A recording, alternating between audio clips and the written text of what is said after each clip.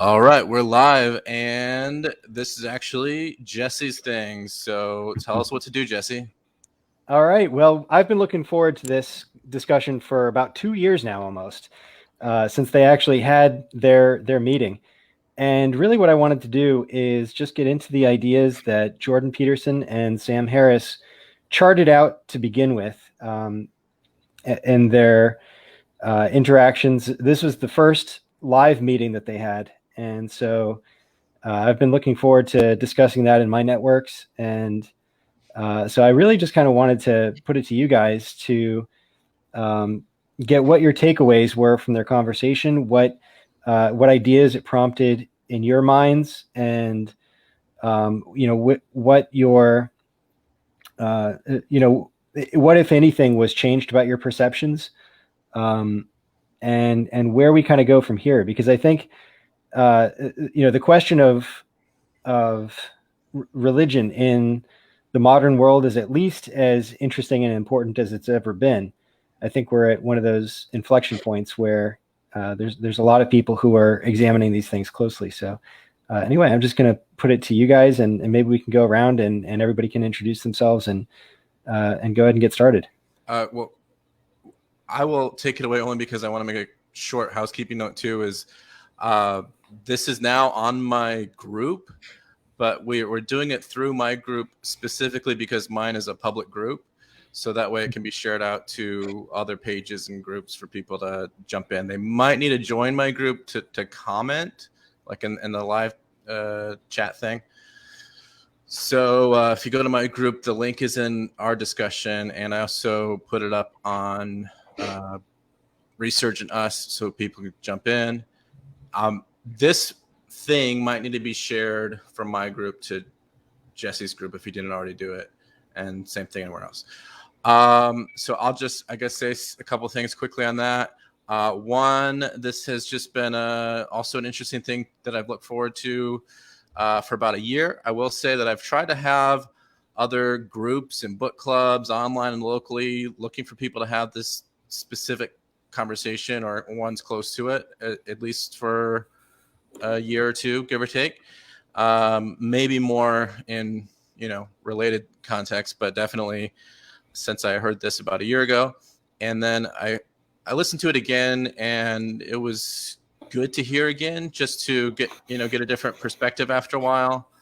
I will say that they covered a lot of ground in that first one, especially. I did get caught up and watch the other ones too, and probably the first one is the best. The second one, they get stuck for a while. But anyway, yeah, myself, so I've got the Daily Archetype, and mostly just kind of like sharing random stuff that I enjoy discussing and books I've enjoyed reading and that type of thing. But let's hear what. I don't know if we're going like clockwise or counterclockwise. I guess, Jonathan, you go ahead. Okay. My physics friends dragged me into this whole topic a couple of years ago, actually, when this first erupted. I had no idea who Jordan Peterson was. And this topic, I think, has broken ground on a new way to have conversations about truth, about religion, about really the ways we interact in culture and understand human interaction. So for a while, it was very confusing. I got to admit, it was a new topic for me because I'm usually just I'm a science nerd. I just stay in my science corner, and it was actually really nice to break out into this new topic because it's very relevant. And I would not only like to talk about what Jordan and Sam did, but I also want to talk about Brett Weinstein because he was fantastic. True. I might argue that he was the real champion of that conversation, actually, because he brought up points that they were trying to find about metaphorical truth and about the nature of religious truth. And so I would also like to bring that up if we can. Go ahead, Milo. Hello, I'm Milo. I've been following Jordan Peterson for quite some time. I've listened to a lot of his YouTube videos. I listened to him driving to and from work for a long time. I listen to a lot of his podcasts. I really like the guy. He's very articulate, and it's very helpful in the overall discussion of what's going on, because I think he gets underneath the surface of things, and I think he's. So I kind of come at it from the Jordan Peterson side, I guess, because I'm pretty familiar with him. I've read his 12 Rules for Life, and I have a lot of respect for the guy. And so, but I hadn't watched this video, until just recently, and I very much enjoyed it, and and a lot of points were brought up that are worth discussing, and I look forward to talking about more of it. So I'll let it go to the next person before we get to, unless you want me to dive into one of those subjects. In just a minute, I think we need to hear from Jeff. Yeah, so my name's Jeff. I probably have the least amount of following of either one of these individuals per se. I wasn't hugely into Jordan Peterson or Sam Harris before. I do think their discussion that they had was interesting, and I have seen a couple things from both of them that I like. I'm mainly just interested. I'm coming at it from more of a, I guess you might say, older like debate standpoint, looking more at the dogmatism side, which they did address and bring up. And I do want to get into that and talk a little bit more about the metaphorical stuff like Jonathan and Milo brought up. I think it was a great discussion. I think all three individuals did a great job at understanding each other's positions and portraying their own. So yeah. I don't know if Jesse had anything you wanted to say. No, I'm really looking forward to getting into it, and so I guess maybe we could come back to Milo and have him start it off with what his takeaways were. Yeah, it sounded like you had something to say there, Milo, a minute ago. Oh well, there's quite a number of things that we could talk about. But since you guys brought up dogma, and we've on the Daily Archetype, we've been talking a lot about dogma. Yeah, it's been a hot issue lately. And one of the points that was brought up when the question was asked about, you've got some of these statements in the Old Testament or in the Koran that are, they're kind of brutal kind of practices, and one thing that didn't come up in that conversation, there's a couple of points that I think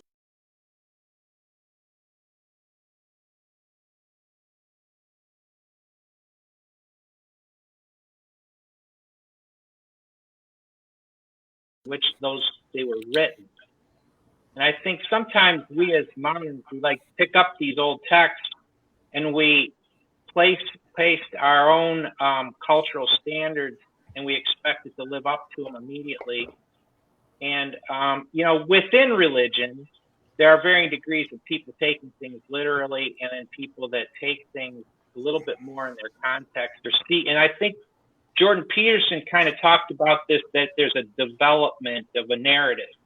And I think that I would even say that what you have is an expansion of consciousness between Old and New Testament, and between those older ages and the current age. And I think the more that you, and a lot of Christians think along this line. I don't think that, you get, and even Jews about the Old Testament kind of understand that, when you stone a woman for adultery or whatever, in that time, in that culture, that didn't seem so severe under the circumstances, according to their, we're talking about where was consciousness 1200 BC,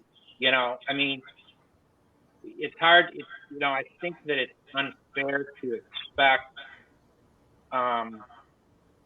people of those times to live up to our Yeah, they were just learning how to not sacrifice children. Yeah, they're coming out of human sacrifice. So they're going to go from human sacrifice, okay, we'll sacrifice your hands. My gosh, it's a huge step forward. Yeah. or a goat, which was kind of like the main thing by the time we got into, what was recorded and expected in the Bible. I think there's one or two, passages in the Old Testament that are kind of like, you don't know how literal that they are. It's probably more literal when the Quran talks about, cut off the hands of a thief, although I'm not sure exactly how that reference is. I've just heard of it. But I feel like even in the Old Testament, it was less expected to be like, there aren't a lot of cases where they're like, yep, they cut off that guy's hands, or they poked out his eye because he accidentally poked out another guy's eye, or whatever the case. So by the time we get even to the Old Testament, it's talking about using animal sacrifice rather than human sacrifice, and not just to do it, but it's symbols of psychological transformation. And then we mentioned this the other day, is by the time we get to the New Testament, then there's no more animal sacrifice. If anything, there's symbolic baptism and perhaps symbolic things like eating, a cracker and wine and whatever else. But those are all symbolize transformation and specifically of consciousness. But yeah, I don't know if you wanted to put that to any questions or anything, Milo. Well, here, let me ask Milo a question. So, in regards to this, since we're talking about context of the old times and stuff like that, would most of us here, be in agreement then that probably when these things were written, or at least whoever interpreted it that way, was in a very an infant stage of understanding morality and what right and wrong would probably be? Yeah, I mean, I think you could almost say to a degree, yeah. Yeah, like the Ten Commandments itself is, or if you go back to the Hammurabi Code, these were like the first kind of like, dude, we're in chaos here. We need some order to society, and they start to come up with some standards that kept society from completely falling apart, and that was the consciousness of that time. I mean, that it was.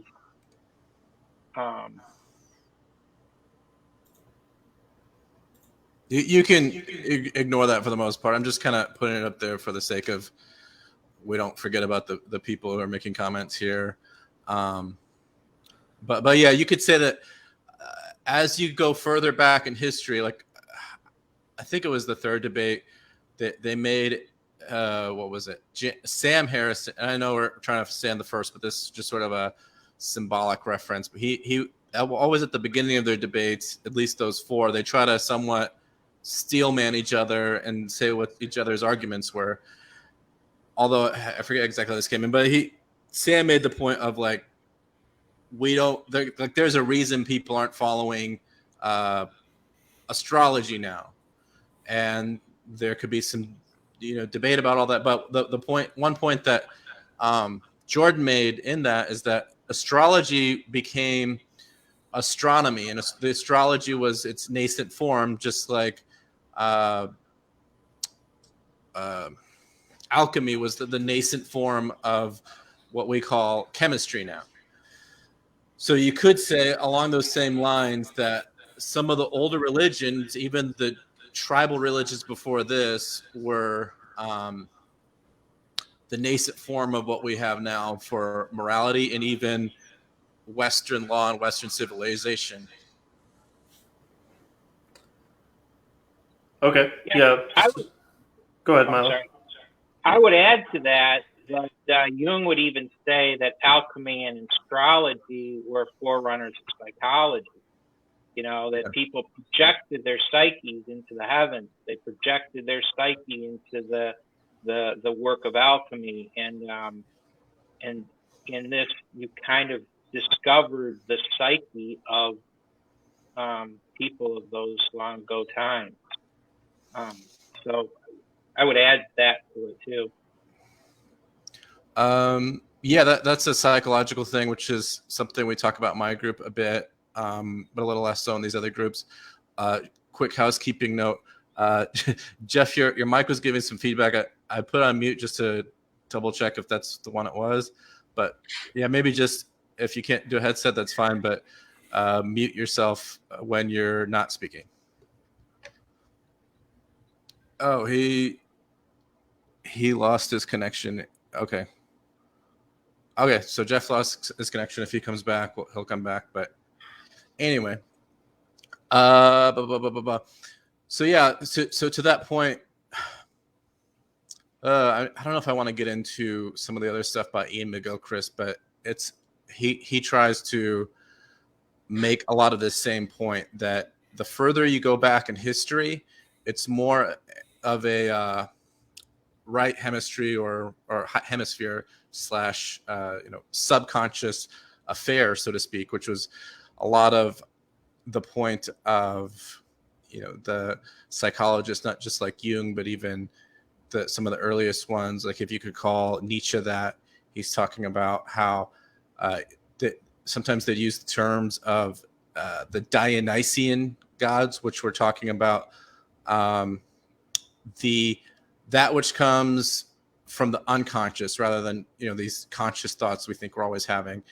And so it's like the further you go back in time, it was more of an unconscious thing, but it's like it developed over time into a more conscious reality, so to speak. But I don't know if anybody else has things to add on that.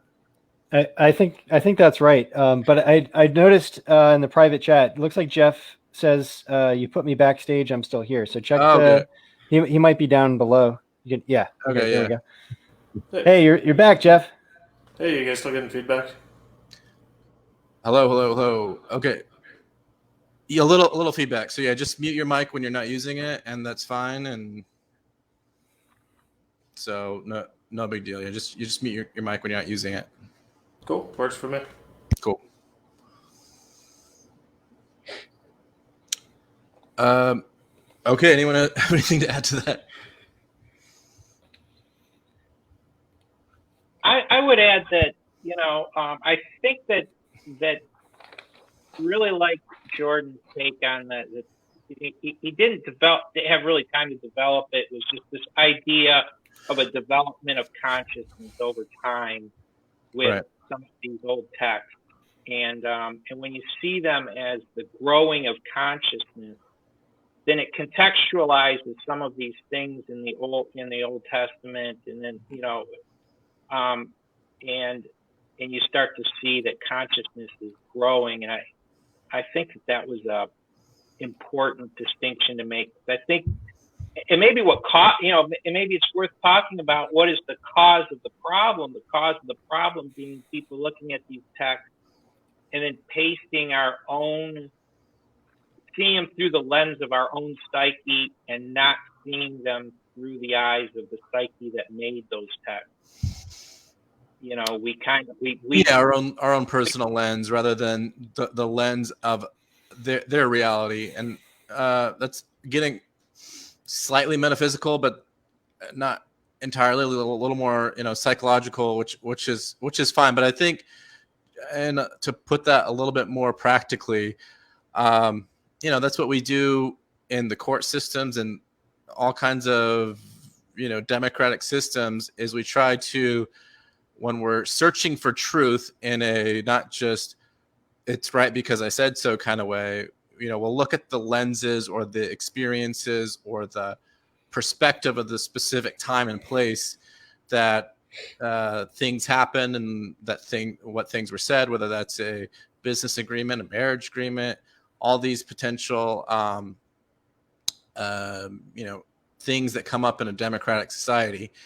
And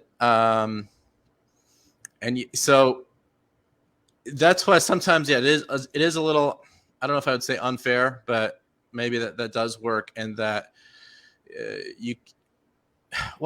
to kind of go on the same path, but slightly diverge, which I think is, I don't know, even better is this, that, okay, if you talk to any Christian, they're not going to say, well, it has to be literal because it says a goat's a goat. We got to go sacrifice some goats. God told Abraham not to sacrifice his son, so we're going to go sacrifice some kids.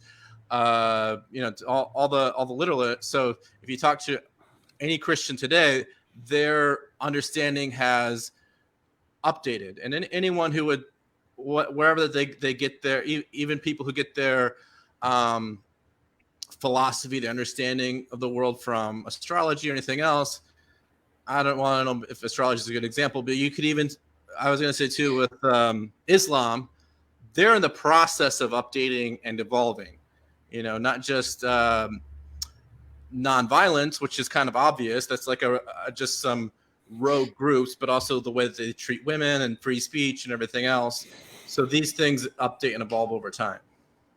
So I would disagree with that a little bit. I would say that to an extent, you're right. We could definitely go back and like Leviticus, Deuteronomy. These have like hundreds, if not thousands, of commandments of like odd things to do that we really don't see people do anymore. But some stuff that's not ritualistic, like homosexuality is an abomination, right? Like that's something that we can still find people will take quite literally. They might not take certain rituals literally, but they do take certain texts and certain meanings literally still.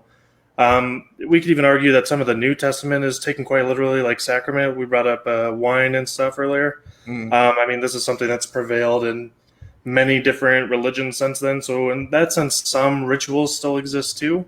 Yeah. I would agree with you that they to some extent.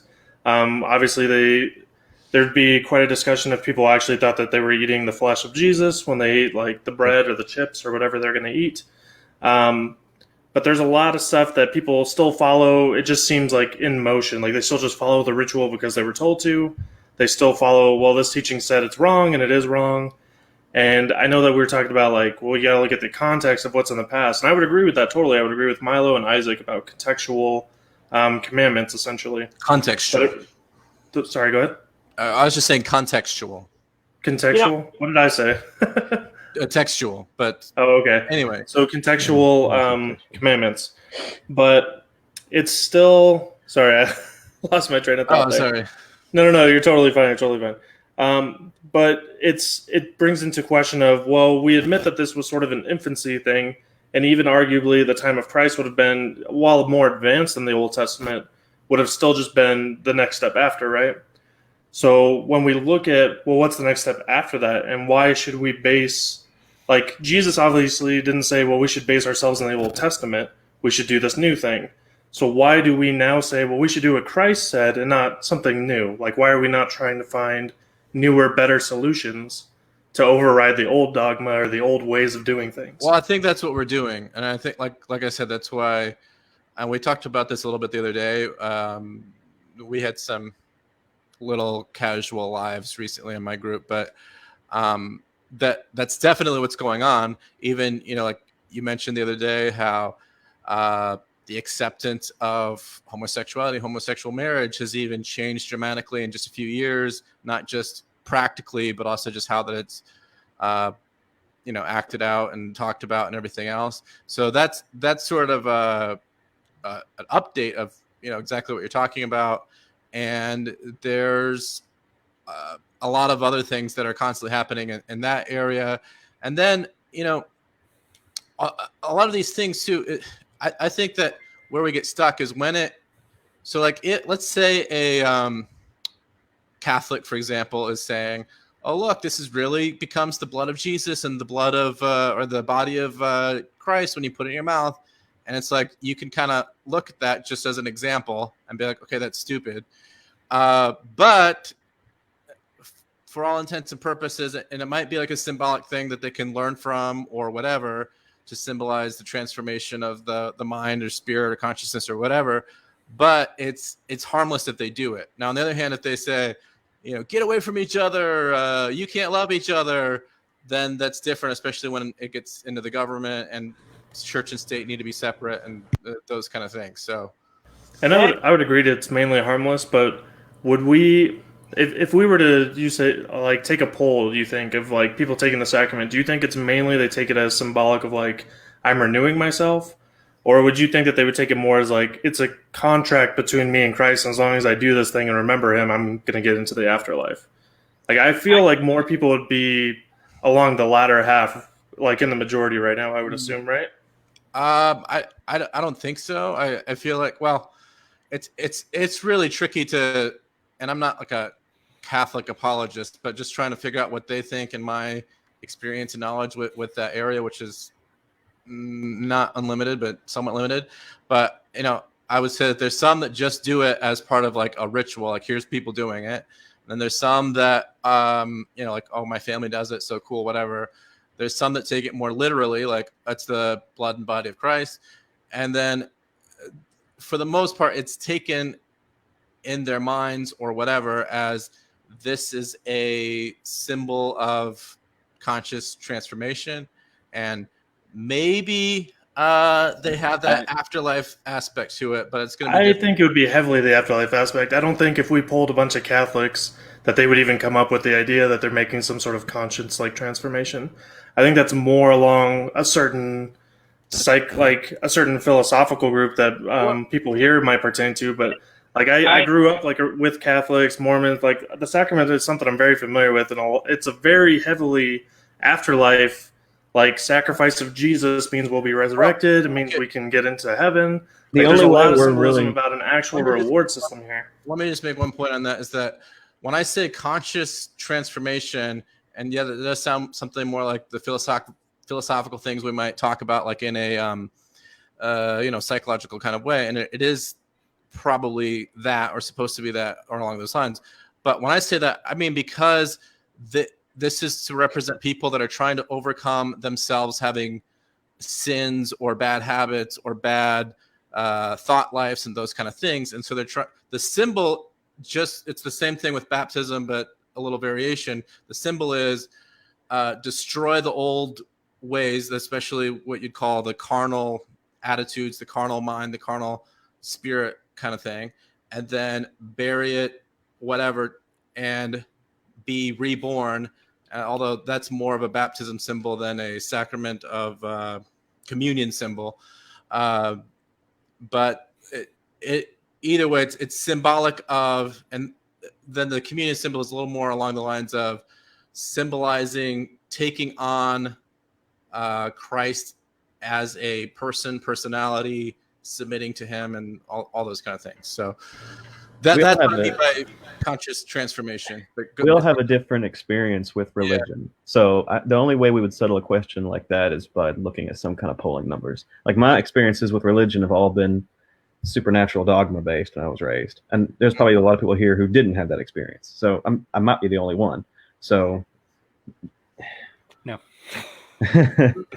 Well, not at all. It's tricky too, because just like the point that was somewhat made on like Mao's China, I don't know all the history, but I know a lot of the principles that he was after. And this is how we get into cultural Marxism even now, and some other types of Marxism, is the idea between Lenin and Mao and those type of things are equality, and they have a lot of values that a lot of people would push for, and we would to agree on to some degree are good, at least for people to strive for as individuals.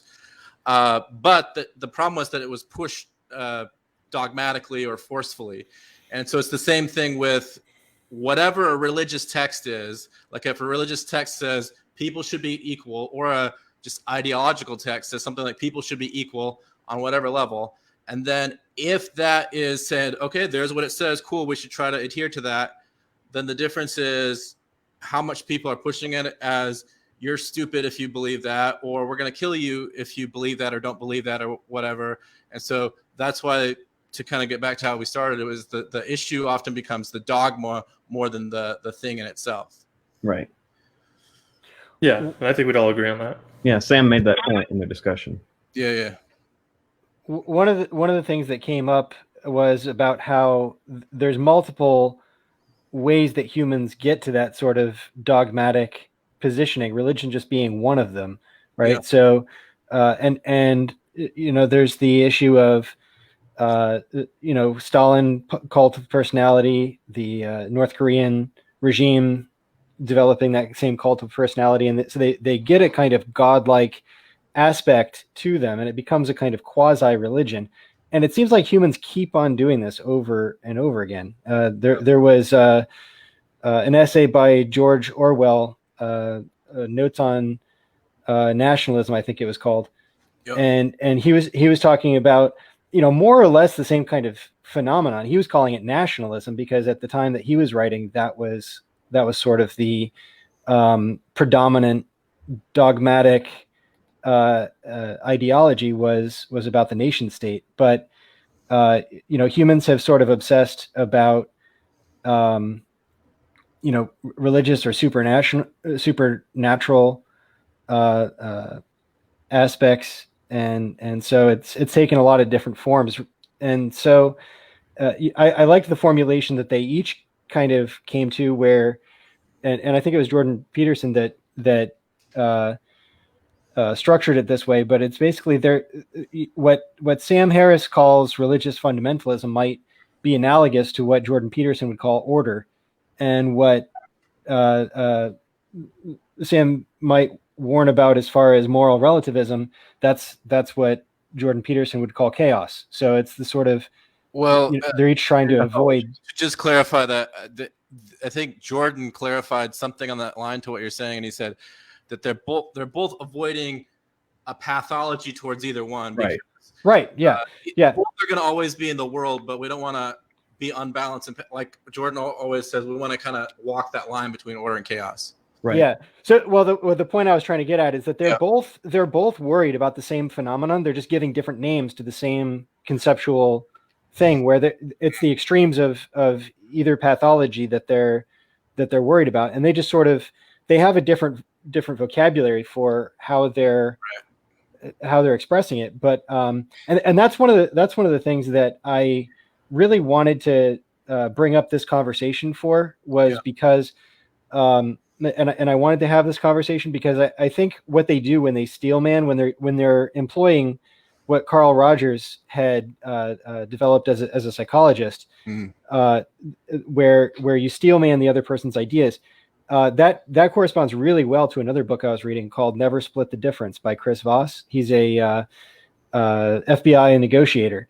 And basically, if you want to be able to persuade somebody, you have to be able to achieve what Chris Voss calls tactical empathy, where you understand the world and you can express to them that you understand the world through their eyes before people are willing to listen to you. And so to the extent that these are shared ideas that we all have, we have to all be driving on the same side of the road, basically. Yeah. Right. And so that's what these religions and nations and all these social constructs help us to achieve, is a uniformity of ethical and moral ground rules that we can all agree to, and or if not agree to, then at least agree to a process. So in other words, it's not me that's saying that this is the right thing, it's God that's saying that this is the right thing. And so it becomes an issue of trying to interpret God's will rather than trying to impose my own despotically or something like that. So it's creating a kind of process, but it only works if you have widespread consensus around an idea.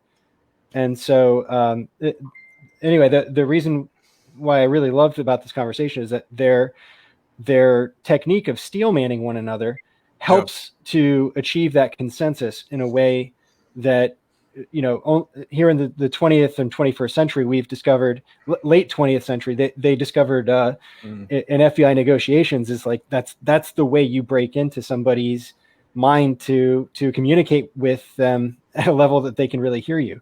You have to have that empathy. You can't just beat your will into them. You have to be able to really understand people and communicate to them that you understand them.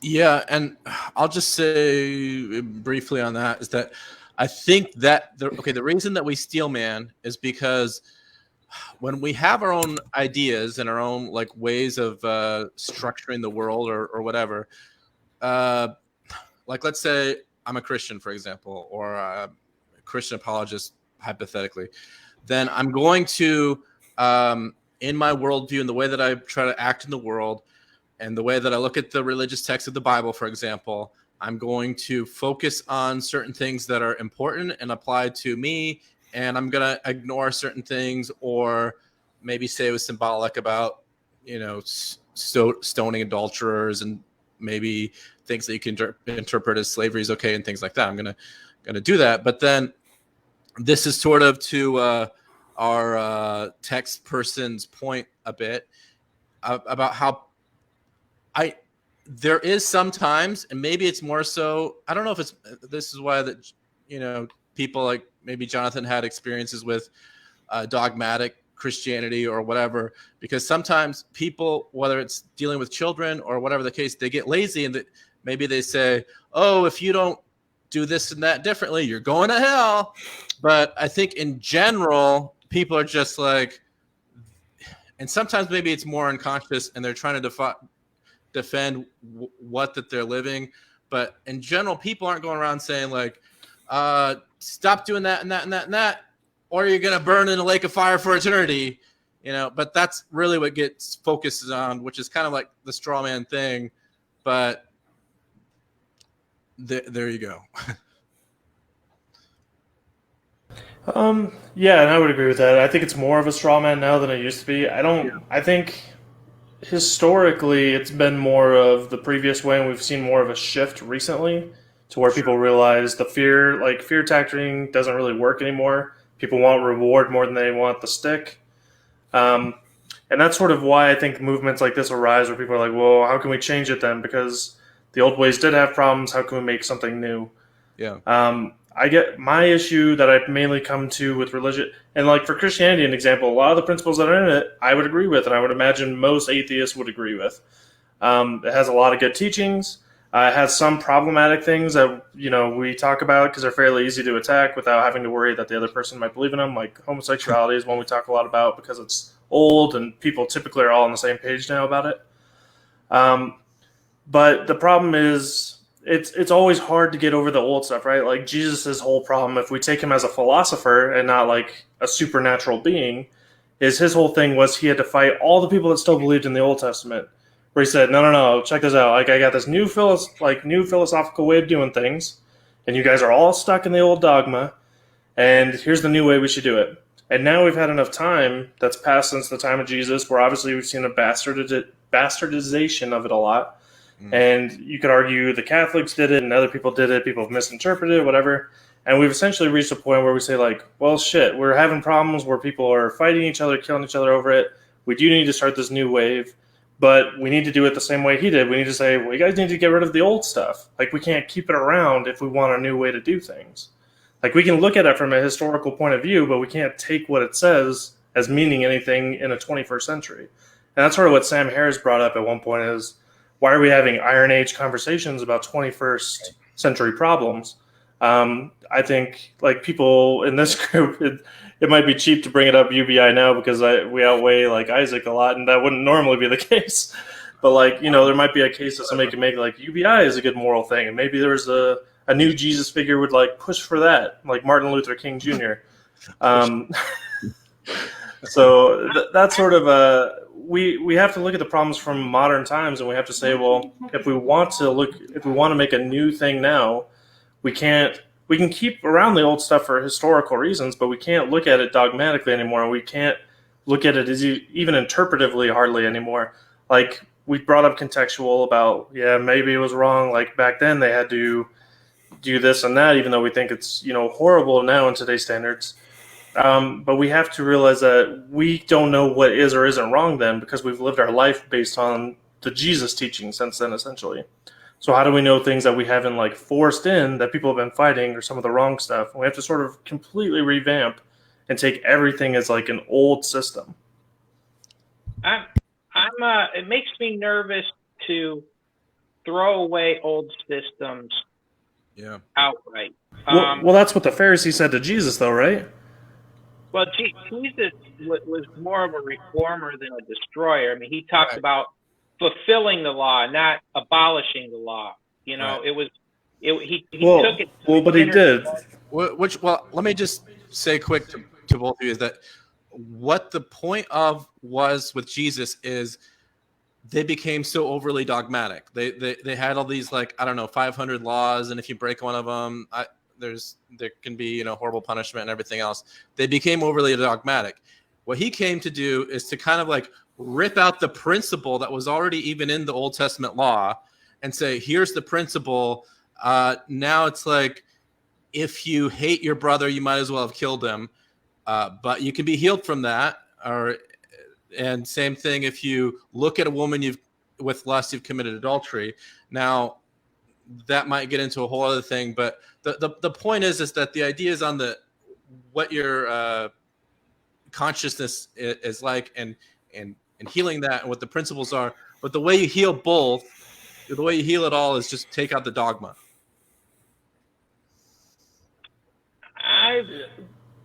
The dogma. Go ahead, Mom. Of the system, and I think it's worth considering, as Jung did, that dogma is kind of has a cycle in its existence.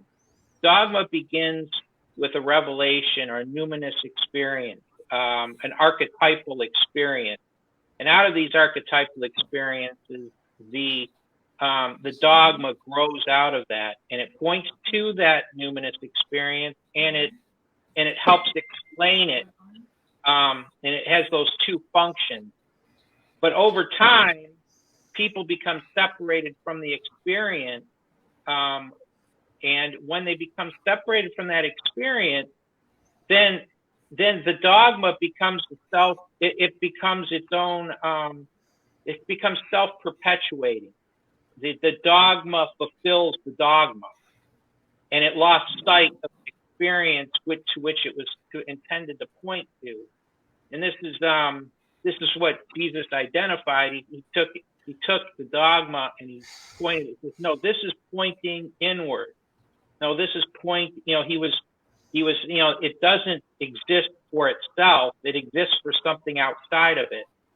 And so, I'm more in favor of renewing these systems and bringing back that connection to experience than to throwing them all out.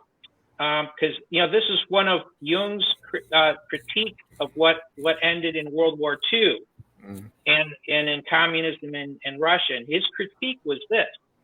He said that when you destroy these religious systems, you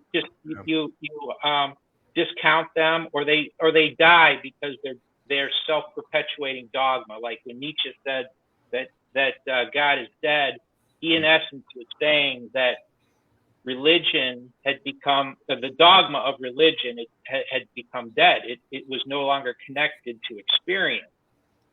And when that happens, in Jungian psychology, you have these deep inside of us, we have a need to express these archetypal images. And when you take away these religious systems that can contain these archetypal images, or there's like a religious impulse or a desire for wholeness that needs expression somewhere. And when you don't have that faith, what ends up happening is it attached to ideology, personality.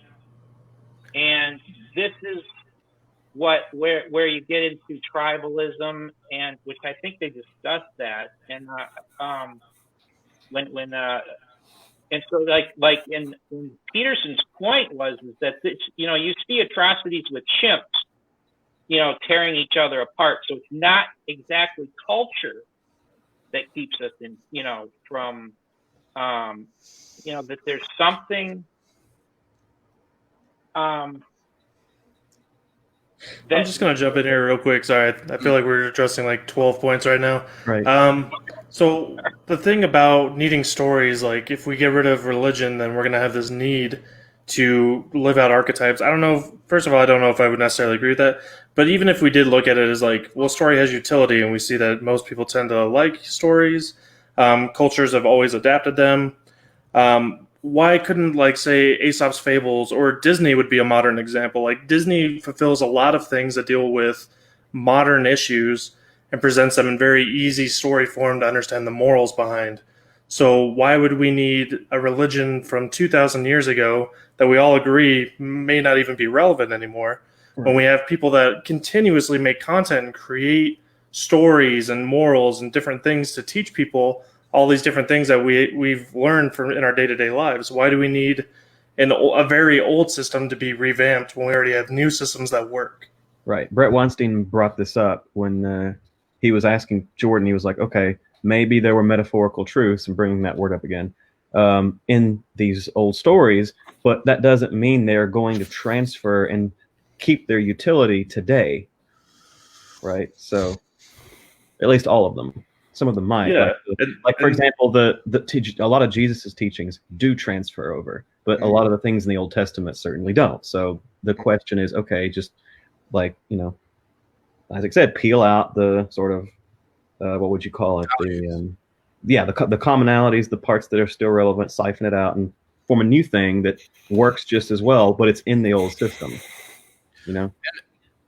Just to be Disney's advocate real quick, I think just for a hypothetical example, I just honestly believe, and there's been a number, not just what happened with 20th century communism and other things, but there have been a lot of examples over the years. Like there was a guy a couple years ago who gave his life for the freedom of information. Like he's like, information needs to be free and people shouldn't be able to, charge for books and all this stuff. And, he committed suicide in that name and having no spiritual religious attachment to it. But it sort of, seemed that way. So I would say if we said, okay, Aesop's fables are now the law of the land and or Disney stories, that people are going to start behaving the same way, starting wars or cyber wars or whatever else is going to be nowadays over, Mickey Mouse or whatever else the case is, or how literal that we're supposed to take it. They might even deify Walt Disney himself. They might try to bring him back from the dead. He's frozen. And I know a little bit that's hypothetical, but the point is these are human errors. Whatever that we give people the tool for, they will get overly dogmatic. But if our principle as a democratic society is, let's not be that way, have your harmless stories if you want, but practice them harmlessly. Yeah, so a point I just wanted to address because it got brought up in there is I don't think anybody would suggest that we convert anything, even a modern system, to law. Like I think a law should be, personally, I think it should be totally secularized based on data and what the people currently want, not based on any moral system, whether old, new, whatever. So in that sense, you do avoid some of the conflict you've had in the past because a lot of law and a lot of government has been theologically based since prior to the last few hundred years. Like we're in sort of a new time where we're sort of saying like, well, let's get away from what the gods want and let's look more at what works for the culture and what works for society. And so in that sense, we're sort of trying to divide it off of each other. And that's maybe another reason we're seeing some issue with religion versus, government versus everyday activity versus people's outlooks, is because they were so used to, well, if God says it, obviously he's stronger than the king. Like, why would we listen to the king when there's, obviously this greater force that we should be listening to? So I think that's one of the reasons why when we introduce these new systems that we're talking about, we're having the issue of dogma, even if we don't think that it exists in like Christianity or Islam or Judaism, but it does still exist. There's no way we can get around it because at some level, people believe that God figure is more important than anything else that can be going on right now, right? See, that's, I think, a lot of my point, and even maybe what we said, and I think those guys, Sam and Jordan, agree on, is that, okay, people can be dogmatic, like in their own beliefs, to their own self, maybe to their own congregation, but it's how that they're dogmatic to others in the culture. So in other words, a person can have an open door to their church and say a lot of things that might be stupid. Maybe even if you pick your nose, you go to hell. And that might be stupid, for example, or a lot of other things. But if it's harmless to the rest of the world, then okay, great. So the main thing is keeping dogma out of the public sector. I don't know if you want to, but the dogma out of the culture at large. So people are free. Like if a person wants to go to a dogmatic or non-dogmatic, or whatever you want to call it, liberal Muslim mosque or Jewish temple, synagogue, or a church or whatever, they can do so, but they're free to do so in the culture and search for truth and whatever might work for them. And then I say that's important because in the end, truth should prevail, whatever it might be that works for that person, as long as they can do so in a free, nonviolent way. Right. And to not allow that is another form of dogma. Exactly. Yeah. So, I would add that one thing that, you know, even though like you take the Christian tradition or an older tradition, let's say Hinduism or Buddhism, these are old traditions. yeah. All of these traditions have built up over years to encompass every aspect of, you know, it took thousands of years to develop and grow, and it has evolved to incorporate many different things over time. And I don't think that Disney's been around long enough to encompass all of. I think he was kind of giving that as an example. And that, but I mean, or Aesop's fables. It's not put together in a conceptual. They're not. They didn't come from the same. Yeah. There isn't an organization to it, and I think well, wouldn't that be a good argument for it though? Because it's had less dogma attached to it, and it's had less people say, "Well, this is how it has to be." Like, wouldn't Disney be a more modern form of everything that preceded it? It used all that information to make a new system, rather than an old system that had something base that it tried to keep alive as long as it could. It's tricky, especially to use a specific example like that. Like, I think that the problem with Disney even is it's an example of how Hollywood, like, okay, when Disney started doing their you know, cartoon movies and everything else 70 years ago or whatever, it was basically based off of fables and fairy tales and those kind of things. But now, especially in the 21st century, it's gotten more and more into being politically correct and all these things. So that's almost an example of how, look, if we're like, oh, Disney is the way, and I know you're kind of using that just as an example of maybe another way to get modern symbology kind of thing, but they're already doing that where a lot of their newer movies and whether they're animated or not animated, they're going down this woke PC path, which has some value to it, but also something to be careful of. I think the situation's actually a lot better than any of us worry about. And Disney is one of those things that we could point to, as a example of a self-correcting phenomenon that is occurring. Because if you remember The Last Jedi, you know, it went a little too far with some of its themes and some of its you know, it kind of offended a lot of the fans that had come to expect a certain thing, and the backlash against it actually led to you know, some of these Star Wars movies. Disney for the first time lost money on a Star Wars movie with, I think it was Solo. And so what that brings me to is that there actually is a kind of a God operating in the background. It's just a different God than the Christian God. It's money. Well, Which arguably we could say is every God, right? For anything that's made to produce any sort of value, any like sort of power or money.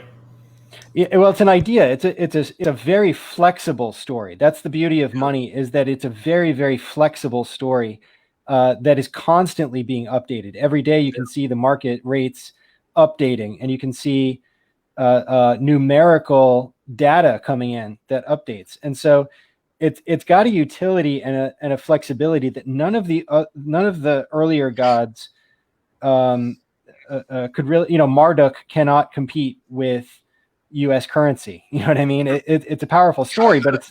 I would disagree, and I'll just say, okay, so money is a tool, and we talked about this, I think, in a couple of groups recently. So it's a tool that can be used for anything. It can be used to, you know, I could go on the dark web right now.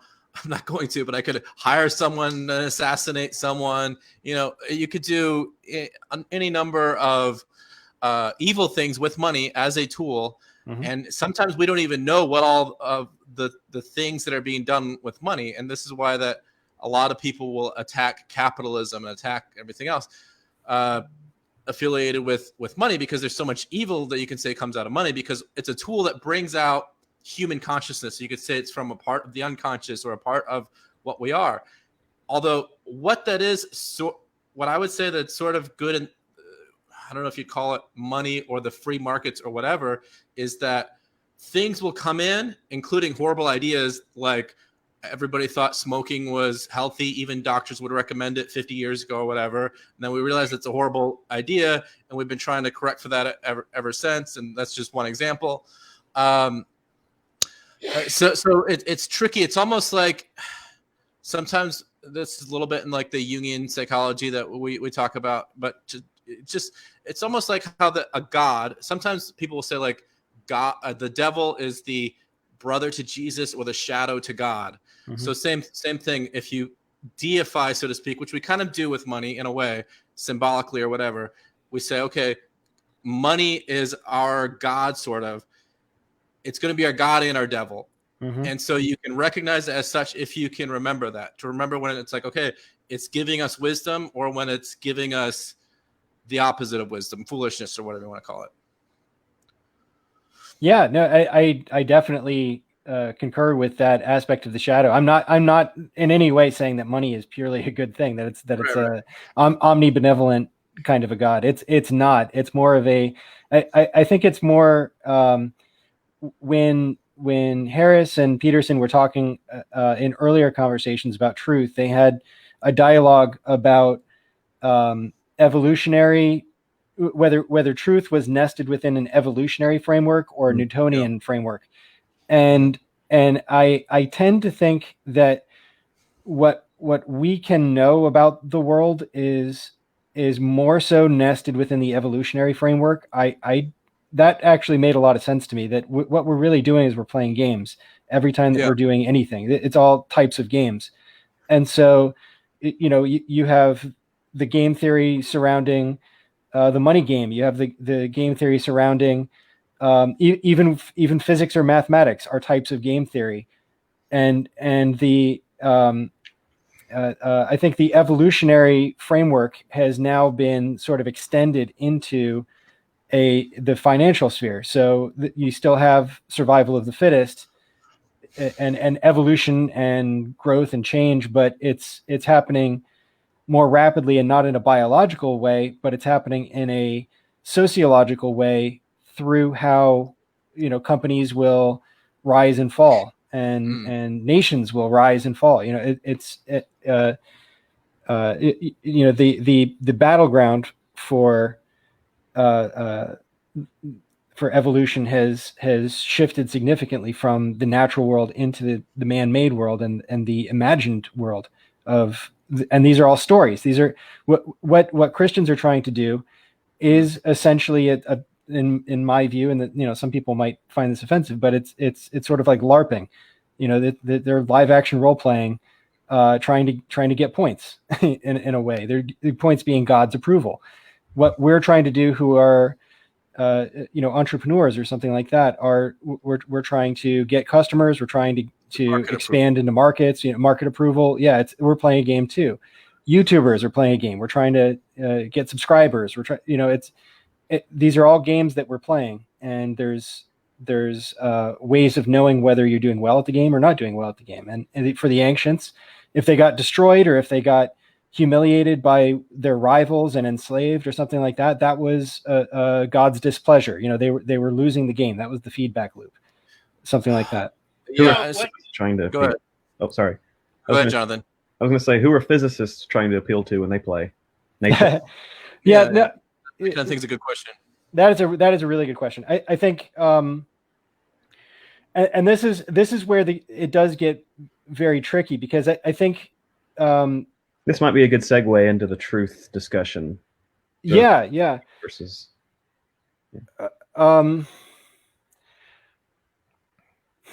So I had an answer, but I'm gonna go ahead and let somebody else get in there, because I lost my train of thought. Can I add to what you were saying there, Jesse? That Jordan Peterson talks a lot about hierarchies, and I think that corresponds to what you call game. Yes. Essentially. And that this is like an evolutionary element of humanity. And I think in a healthy society, you have as many games as possible. as many different games that people can play as possible. Games slash hierarchies slash markets. Mm-hmm. Yeah, and because we're not all the same. We all have different things. You don't want this top-down government trying to put people where they think they should be, because we all kind of have very individual selves that have different requirements and in growth, spiritually, intellectually, things that that the collective can never handle. The collective always destroys the individual. So these big trends somehow have to incorporate the health of the individual inside there. Well, let me just clarify that, and then it sounds like Jeff's going to jump on, but I would say it's that the collective will challenge the individual, and the individual could give themselves up to the collective and just become a mindless piece of the collective. On the other hand, if he gives himself up to some higher purpose, not necessarily Christian, it could be the symbolic ideal man or the symbolic eye of providence or other things along those lines, then he becomes he transcends and becomes higher compared to become part of the herd. But we want to constantly challenge the individual, and the individual constantly challenges the collective. Yeah, I was just reading in Jung, and he said that the individual that runs amok needs to be healed through the collective, and the collective man needs to be healed through coming to terms with who they really are as an individual. And there's a certain balance. It's the tricky thing with that, though, and also the language, is that there's the collective sort of consciousness, which is almost like the group consciousness, or the herd, which is a dangerous thing, but it's challenging, which can be good. But then there's also the collective unconsciousness, which is sort of like where God comes from, especially in psychological terms. And then that should challenge, and you're constantly kind of wrestling with both in different ways.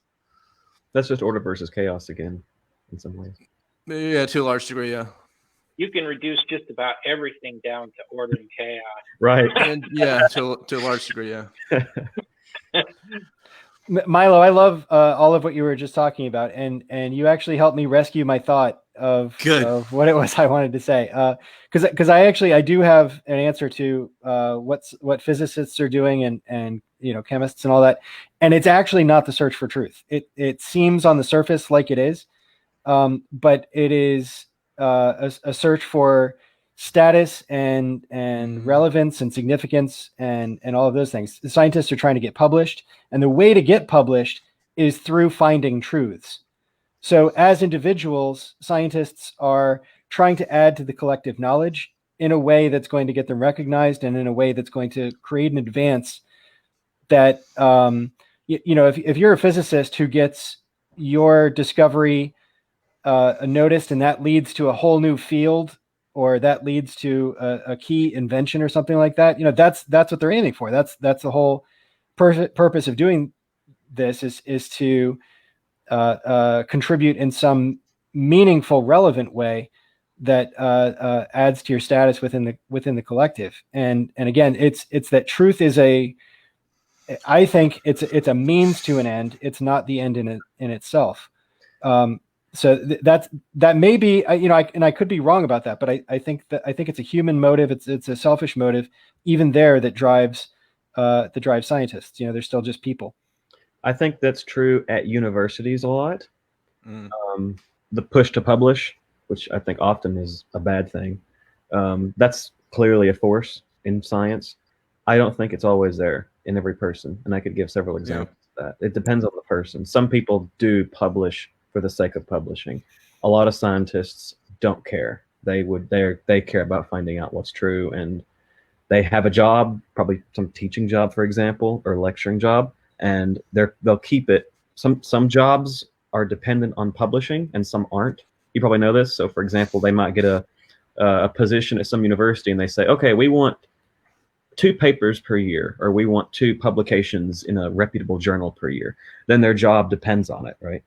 But oftentimes they don't a lot of people don't get that job. They don't have that. They have just an ordinary lecturer job because they teach well. And in that case, they'll publish things because they think they're actually going somewhere. So I don't think that's generally true. I think it depends. Well, I don't mean to say that publishing is the only motive. I mean, it could be there could be a curiosity, but why are humans curious? It's because it's the same kind of thing as if we were playing World of Warcraft or something, and you see something shiny on the horizon. Why are you going to go over there? It's because you think there might be some experience points or gold or whatever it is. There's something about it that caught your eye, that you think it could be usable, that you think it could improve your evolutionary or game relevant advantage in some way. And so those are the only kind of truths that I think we're capable of being curious about. So you don't think humans are capable of being curious, or what would you call it? They don't get called to adventure for its own sake. Well, the adventure does refine us. So I think in a way that maybe the individual might not be conscious of, but there's something deep within us that still drives us to do these calls to adventure, even if it may not be within our individual best interest. I mean, we could get killed on these adventures, but as far as the human organism, if you kind of zoom out and view us as cells within a larger body, it may not have been to, let's say, a heretic's advantage, to publish some of the things that he published, because he's going to get burned at the stake for it. But humanity as a whole benefits from that. And so I think there is something that just sort of prompts us and demands of us to do things that are, I don't know. I don't think it's individual. I don't think it's purely individual selfishness that drives us. Maybe that's a good way of putting it. Let me try to refine this if I can briefly. Is that okay? The story of Benjamin Franklin often comes to mind, and that a lot of everybody should read his own autobiography, by the way, if you haven't already. But so a lot of the things that he did were like in the way that he lived, and the things that he did just in business and in writing, where you could almost look at them as like sacrifices to truth, in that he would do a lot of his publishing. There could have been some egotistical elements to it, but a lot of it was like sacrifices to truth, because a lot of his work that he always did was giving of his time, his resources, his writing, his imagination, and everything else. It's kind of like the entrepreneurial thing, just like if you, just like in investing in your own business, investing in yourself, you might burn through some horrible ideas, but eventually a good business, a good idea will come out, whether that's matching with the markets and things that we talked about. But so he would publish things that he would get little or no compensation for. But what it would do is it would refine his understanding of how people are thinking and what's going on in the world. Of course, this is when, the printing press was kind of early on. And he was one of the few people to have, newspaper business in America. But so he had most of where his more powerful knowledge came from, or his more powerful things that he got recognized for. Not all of them, but a lot of them was because he would have weekly groups similar to this. He called them the Junto, usually on Friday nights. And so what they would do is they would have these kind of conversations. And then he would take those ideas that would come from similar conversations to these, or just natural philosophy, as he would call them, or politics and whatever else in business.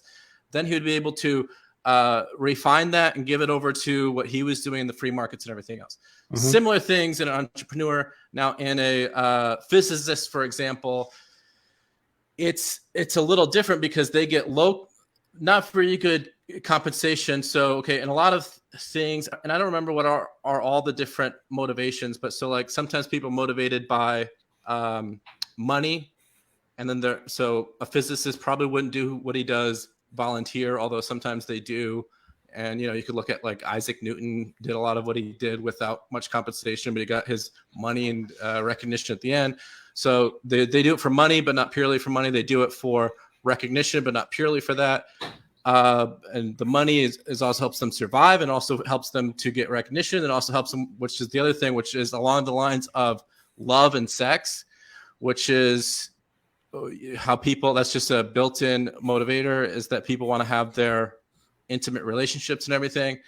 So, but I say that just to, and I bring up Benjamin Franklin because it's like that. If you look at him and a lot of other people, even especially in business and entrepreneurship, you give yourself, and you do it in school, even if you're becoming a doctor, you give yourself over, not even knowing for sure if you're going to be able to make it and become a doctor. You might waste years of your life, but you give yourself over to not only get the truth out, but get something out of that sacrifice to truth, that you will become something better and that hopefully it'll be useful to the world at large too. Right. So making truth your God is done with the expectation of a reward in some way, whether that reward is an intrinsic satisfaction or whether that reward is in monetary or love, like you said. That there's a lot of different motives. Yeah. But you're expecting those motives to be fulfilled through the quest for truth, right? So that's why I say I think even the quest for truth has sort of an evolutionary expected value that's positive, I guess, is a way of thinking of that.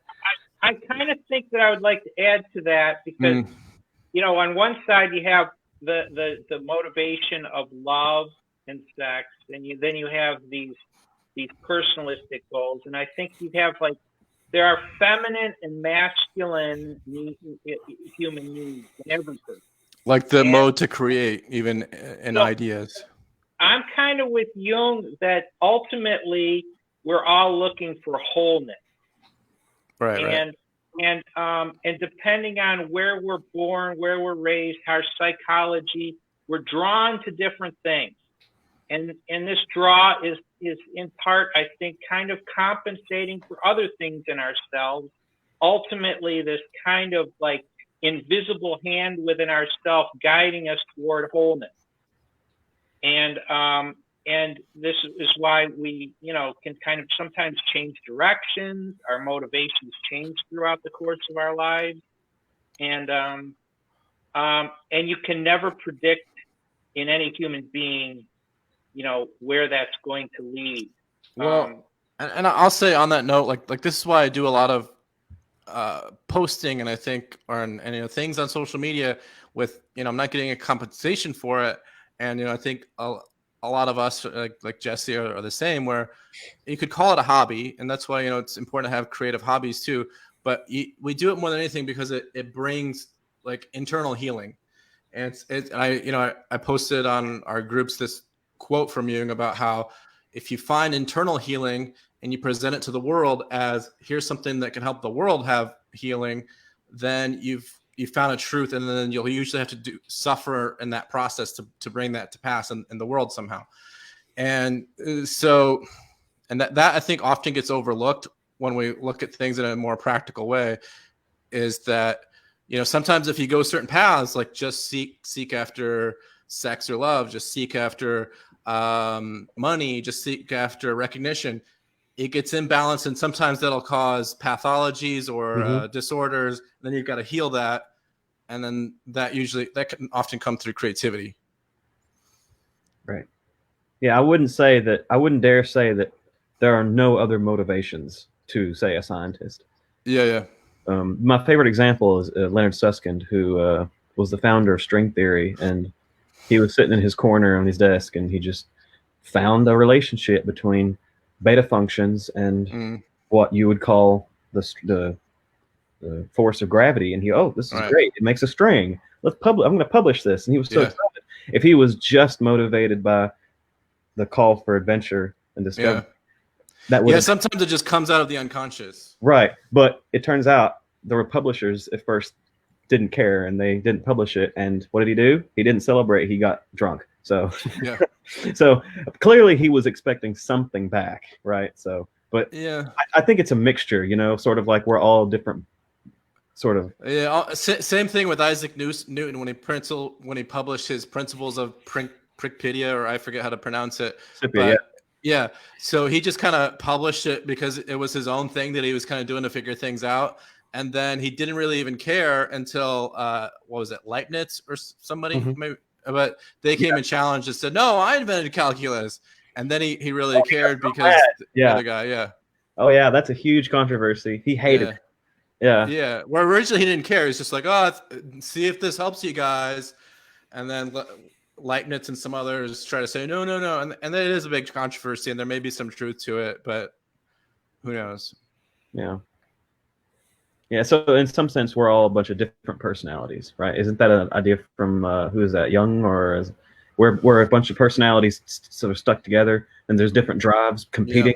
So I wouldn't say it's purely one drive or another. And that's a lot of what Jordan Peterson's point was, and he brought that up, is like we've got these competing personalities and competing ideas within us, and then he would kind of say that the archetype of the hero, you could say, or the ideal of a hero, the ideal of the more perfect Buddha or Christ or whatever religious person, is sort of what we hold up as that primary personality that we sometimes live up to and sometimes fail to, but it helps us to go in that right direction of a more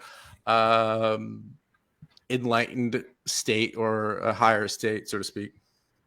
Well, and it's an iterative goal setting property, right? So when we had the law code of the ancient Israelites, and that was upgraded to Christianity, and I guess you could say what makes it upgrade is that it had greater flexibility and greater adaptability than that rigid law code did, and so it could be accessible to more people than Judaism could be. And so Christianity was able to spread wildly, and Judaism struggled to spread to the same degree. And so it had a certain adaptiveness to it. So it was kind of within an evolutionary framework. That idea was a more viral idea, I guess. And there's a thought I want to bring in, something I heard you say on one of your podcasts, Isaac, where you were talking, and I don't remember where you got this thought, but it was the idea of death and rebirth and resurrection, basically being sort of a that's the gospel. Like a symbolic. But you were connecting it with the scientific process, where we have a template of what we think is true, and then we make discoveries that update that and replace older theories with theories. So it's a constant death and rebirth of our framework of reality through empirical. We have an improved process now over what the ancients did, but it's still conceptually kind of the same sort of thing. And I would say real quick that's kind of what humans in their consciousness have always done. Like if you want to look at us, whether you say 10,000 or 100,000 or a million years ago, when we're just starting to get tools, and in a practical way we say we're using an axe and then it becomes dull, so we sharpen it or replace it, or we say let's make a hoe to plant our plants rather than an axe. And that that's how it works in a practice. So it's like we've always been practicing somewhat of the scientific method, and that internally too, which is to figure out the ideas or personalities, we could say, that we've kind of somewhat agreed on, and that came from those lectures or discussion. And we find ways to kind of try to kill out the bad ones, even as they try to come back, and elevate the better ideas or better personalities. So self-refinement in addition to tool refinement. Tool and environment. Yeah. Mm-hmm.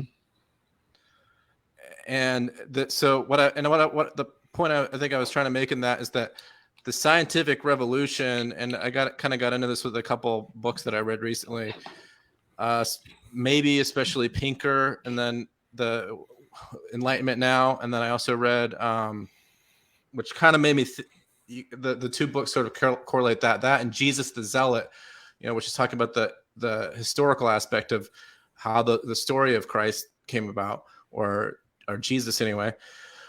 But it's like they took and the reason I brought that up too is because it's like they took that. There's like a string. It's almost like a string theory, but there's like an archetypal sort of string or a primary truth, and it's the same in. And Jordan Peterson talks about a lot, and a lot of the people that he quotes talk about a lot, is how that like facts are always updating themselves too. Like in science, like all the science that we know and love today, and things that we know about the coronavirus and a lot of other things, in 5 or 10 years, we might be like, oh, can you believe they believe that in 2020 or 2021 or 19 or whatever? They're constantly updating, but what stays the same is that transformation process in the middle of it. So same thing with consciousness and science and a lot of other things. Yeah. I think that is like very, very important to allow things to update. Yeah, well, they do whether we allow them or not, but yeah. In there, and they don't want to update anything in politics, or unless they see some leverage involved, and that often taints the science, and and that's why free speech is so important. Yeah, definitely. They both agreed on free speech being like an integral part of society, and I don't think that can be overestimated enough, because if you don't have free speech and you can't disagree with somebody and you can't argue with somebody and defend them, somebody, you got to be able to defend them. Then you can't talk, you can't have dialogue, and you never update, and you just end up stuck in your own little hole, And, it's even worse than that, but yeah, it is worse than that. Well, it's worse than that, because also you not only can't update, but you also can't even say anything about what's already there, because what's already there is going to offend people and everything else, whether that's, things in our Constitution and things. So like there might be some things in our U.S. Constitution we need to update. And, there might be a lot of other things that need to be updated. But we have to have the ability to speak ideas, whether that they are offensive or not. And if you update before a dialogue takes place, it feels like force, and you don't get the healing of the desired effect. And this is a mistake that often happens when, you feel you're right. And well, if I just force everybody to do it, I mean, this kind of happened in Russia, and, it happened in, throughout the world, where the ideal, you think you're doing good. And let me pose go ahead. You can finish. I was just going to say the method ruins the result that you were intending. Okay, can I pose a question to you? You talked about the transformative process where you start, and so it goes along and it destroys the old and brings back the new. But it's more of it's not so much a process of destroying the old; it's more just renovating it. So would you say that and this, while we were talking about the science earlier, a quote popped in my head: "Standing on the shoulders of giants." Yeah, Newton. Yeah. So in some sense, we don't destroy old scientific theories. We just say that it's sort of like, the expanding circle of knowledge, if you will, something like that. Well, yeah. I mean, it's an easy example, but it's like with how for a long time medicine might be the most common one, but how we thought, cigarettes. At least a lot of doctors thought cigarettes were good for people, and they would recommend them. Right. And there's other similar examples. And so, would you say the transformative process in all these disciplines leaves something invariant? What do you mean specifically? I mean, so you have the transformative process, but something from the past model is kept in the new one. So something gets left invariant over this long. Right. So there's like a fundamental principles within them, and so that's like in medicine. One of their primary principles that you have to always remember is, first do no harm, those kind of things. And that happens throughout everything that we're updating, whether it's in science or it's our own personal transformation and everything else, is we have fundamental principles, which are going to be things like freedom of speech, freedom of thought, no violence, and things on those lines. And there may be others that people hold their whole lives, whether they're conscious or unconscious, and that people hold maybe for a period of time. Like a lot of times when people are in their 20s to early 30s ish, they'll go through a lot of bad ideas. But then by the time they get to somewhere in their 30s, or some people never grow up, they're Peter Pans or whatever, but they will update and they'll be like, oh yeah, those are some bad ideas that I tried out, but now I'm going to be kind of, more down this path of principles and ideas and whatever else. I kind of think, rather than thinking of transformation in a line, I think a spiral. Yeah, that's why I was doing this. It's more because it's like how the planets orbit. Yeah, you find yourself circumambulation. Yeah, you find yourself in the orbit of something that is meaningful to you, and as you go around it and you experience life, it burns. It's like the sun. You're orbiting around the sun. It's burning away some things, and it's attracting to itself other things and other content. And I think the transformative, yeah. It kind of operates more like a spiral or definitely not straight linear, but it's like it is. It's like a spiral because we'll go through those things in our lives, and it's almost like how planets are formed. But I don't want to get into that whole astrophysiology, and it's sort of symbolic, but sort of just the way that our psyche works. Okay. Just when I was having a book club in person here a while back, somebody posed an interesting question, and we were kind of like philosophically talking about artificial intelligence, which I'm surprised they didn't get more on that in their discussions. But what we kind of thought was like, okay, maybe they're going to master this quantum computer thing. And an interesting idea was, so what if we got the quantum computer or whatever to tell us like really what's right and wrong? Like really, like here's the right things to do, and here's some things you should never do, and that kind of thing. And I personally took that question and said, like, and maybe we can discuss that a little bit too. Is that I feel like if a computer, supercomputer, or whatever else said, here's for sure some things to always try to do, or whatever, some principles, and here's some things to not do. We would, even if we knew as empirically of facts proven by data, as you want to call it, could say that's whatever, at least in that regard of morality type things, the way that our minds or psyche or hearts or whatever consciousness works, we want to experience and go through the experience to figure those things out. So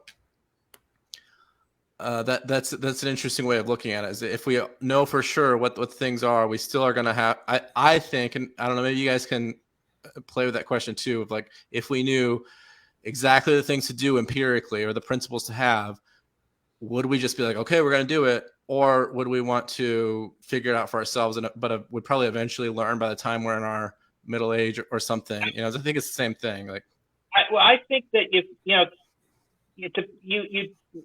the journey to learning something grows roots inside of you that don't happen. If you just accept an idea because somebody said it, it sits on the top of your head. It has no root, it has no meaning. It just kind of sits there, and you flop it out like an opinion, and that's all it is, an opinion that has no root in the journey to getting to that. An experience. And I think you have to go through the suffering to produce something of value. Yeah. Journey. I don't think wrestle with the idea. Probably suffering is an aspect of it, but I'd say more. You have to wrestle with it. Whatever that it is, you're going to have to go through the experience of wrestling with, especially trickier things. Like you're not going to maybe wrestle with the idea of I shouldn't put my hand in fire. And this is I think they used this example in one of the other discussions they had later. But on the other hand, if going into fire might save a baby, you might do it, and so, but otherwise you're not going to wrestle with that idea. But there's going to be other principles and truths that we might have to wrestle with for years or decades and go through experiences to figure it out. So if there was that kind of super intelligence and it was able to compute what the correct morality is and those kinds of questions, then it would know enough to realize that it couldn't just tell us the answer. I think it would Good point. it would know how to transmit so it would be kind of like the Oracle from the Matrix, where it didn't tell Neo, hey, you're the one.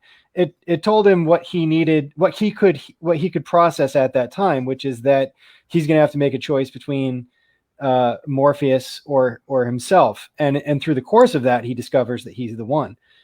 And so, yeah, I think he had to it would kind of work itself out. That's a really, they got really like hard in the archetypical structure in that show of the hero's journey.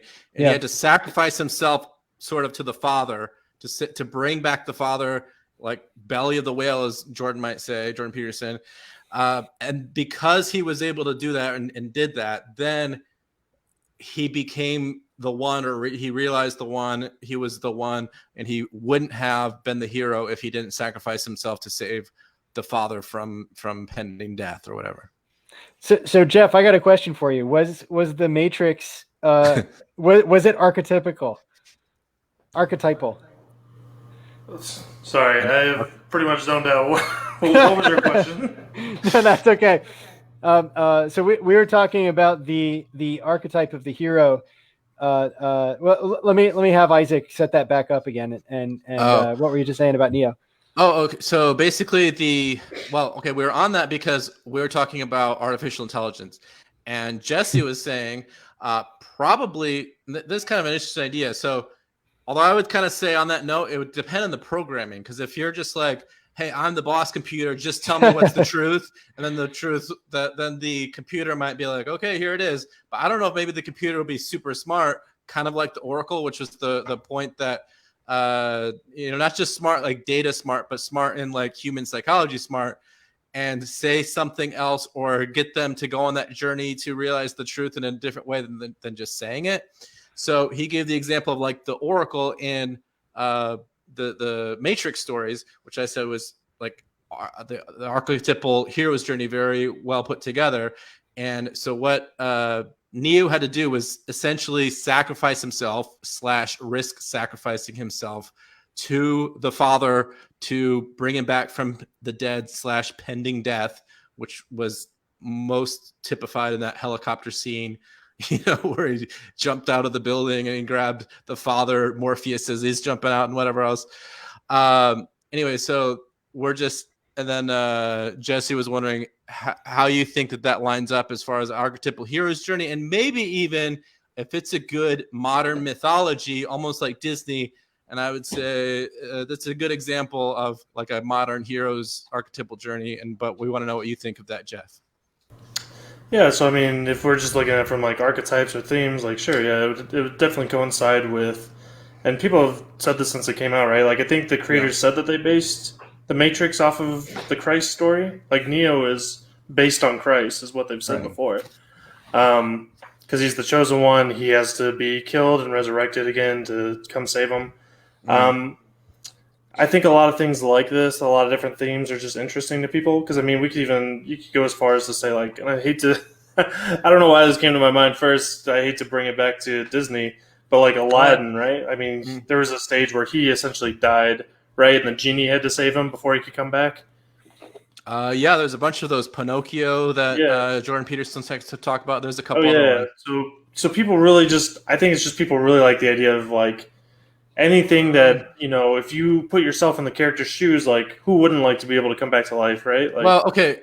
And I want to kick it right back to you, but I would say that the reason that works is because that's the symbol, like we're talking about with religious rituals and religious texts, not just the Bible, but several of them, whether they're just hero stories or myths and every other. There's thousands of them, whether they have religious background or they're fairy tale type things that got adopted by Disney or not. But they represent the process of maturing. Yeah, there's always like a measurement of maturity in most stories. Um, unless I don't know, unless they're going to be like a super sacrificial lamb, like let's say I Am Legend, like that sort of storyline where they're going to die no matter what, and it's their martyrdom that's really the story. But yeah, no, I mean I would agree that most things. That's why it's so common that there's a hero that has to give his life, and it's kind of like the archetypal hero's journey. And what it is too is it's the same type of thing. Sometimes it'll happen unwillingly, and so like this is the kind of thing that happens when you take a. Sometimes Jordan will sort of give this example is like if you meet. He said this in some of his lectures. You meet like a 10-year-old or 11 or 12-year-old sometimes, and they're like a grown-up little child. Like they might have a nice conversation with you, like, "Oh, how are you doing? Oh, so lovely." And that's why they have even successful TV shows, like, "Oh, what would a fourth grader think or say or whatever?" Because sometimes they can talk like grown-up adults, and it really makes sense what they say or whatever, because they've learned how to be that way. But then it gets all thrown out of whack a few years later when they go through puberty. Then they're all about boobies and genitals and whatever else. And that's like a transformation that happens sort of against our will, but we've got to work with it rather than against it. Same thing in our lives as we grow up we mature psychologically, is we've got to kind of go with it, and that we've got to become mature, unlike Peter Pan, which is the Peter Pan Disney story that got adopted from some other fables. Well, what do we talk about? If we were talking about archetypes, what would we say about that then? Like eternal youth type archetypes that people seem to want to strive for and seem to want. Well, yeah. So that's like an example of someone who won't sacrifice themselves and won't grow up. And where Wendy in the story, Jordan Peterson gives this example too. Is Wendy in the story wanted to grow up, and so that's why she didn't stay in Never Never Land or whatever. But Peter Pan did it. It's sort of like a sad story. Like some of those stories have sad sort of endings in a way, because they're like, don't be this way or you're never going to grow up and you can't live with Wendy or whatever. So yeah, but I still think that there's at least some truth to people still want. There's an underlying strive that people want immortality and eternal youth, and it's definitely, even if we look at most theology, like that's sort of the common theme with the afterlife, right? Like if we get back into that, there's this promise of, well, you do get to live eternally and you do get to like have this forever, and that's like really the goal that we all seem to really drive a lot in a lot of the different things. Resurrection is a form of that. Like if you can overcome death, just like any hero story like Neo, Jesus, Aladdin, whoever. The reason that one of the reasons that's so appealing is because they get this reward that we all want so desperately. I mean, there's always that backdrop, right? Though, like everybody wants it, but nobody can ever get it. Like Indiana Jones covers this with the what's it called? The chalice that people are looking for, where they can drink out of and live. Oh, yeah, the Holy Grail. The Holy Grail. The same symbology. Yeah, so people become obsessed with it, right? Like they become so obsessed with this reward that it becomes problematic, and that's typically the theme. Right. Like the one guy wants it, but he doesn't want to pick the wrong one, so he just lives in that room forever because he's like, well, shit, what if I pick the wrong one? Yeah. So there's all sorts of different symbology that we could pick from that, because that seems to be the ultimate reward, and I think even Peterson sort of alludes to this. And I talked a little bit about it with Isaac the other day, is from what I can understand from Peterson's view of God, it seems to be more of a legacy evolutionary thing. Like we want to reach that final potential, or that the greatest potential that human life can have. And that's representative of an afterlife. Like you could argue that, yeah, maybe you don't actually live forever, but like Benjamin Franklin has kind of lived for a very long time, even though he's dead. And some people want that legacy as a form of afterlife. Well, yeah, that ideas are eternal in a way, or at least keep living in some way. Well, yeah, but more than that, even it's the symbols that get attached to those ideals. Like Benjamin Franklin is representative of a lot of ideals people like. Yeah, he started libraries and fire departments. Yeah, exactly. And I mean, Christ would be an example too, which is, I know that they said, like Peterson said he'd have to talk for 40 hours about if Christ was actually resurrected or not. One way you could take it is maybe he wasn't literally resurrected, but maybe he was. Well, he lives eternally because Christianity is just like fucking eternal in a way, it seems. So in that sense, he was resurrected and he will live forever.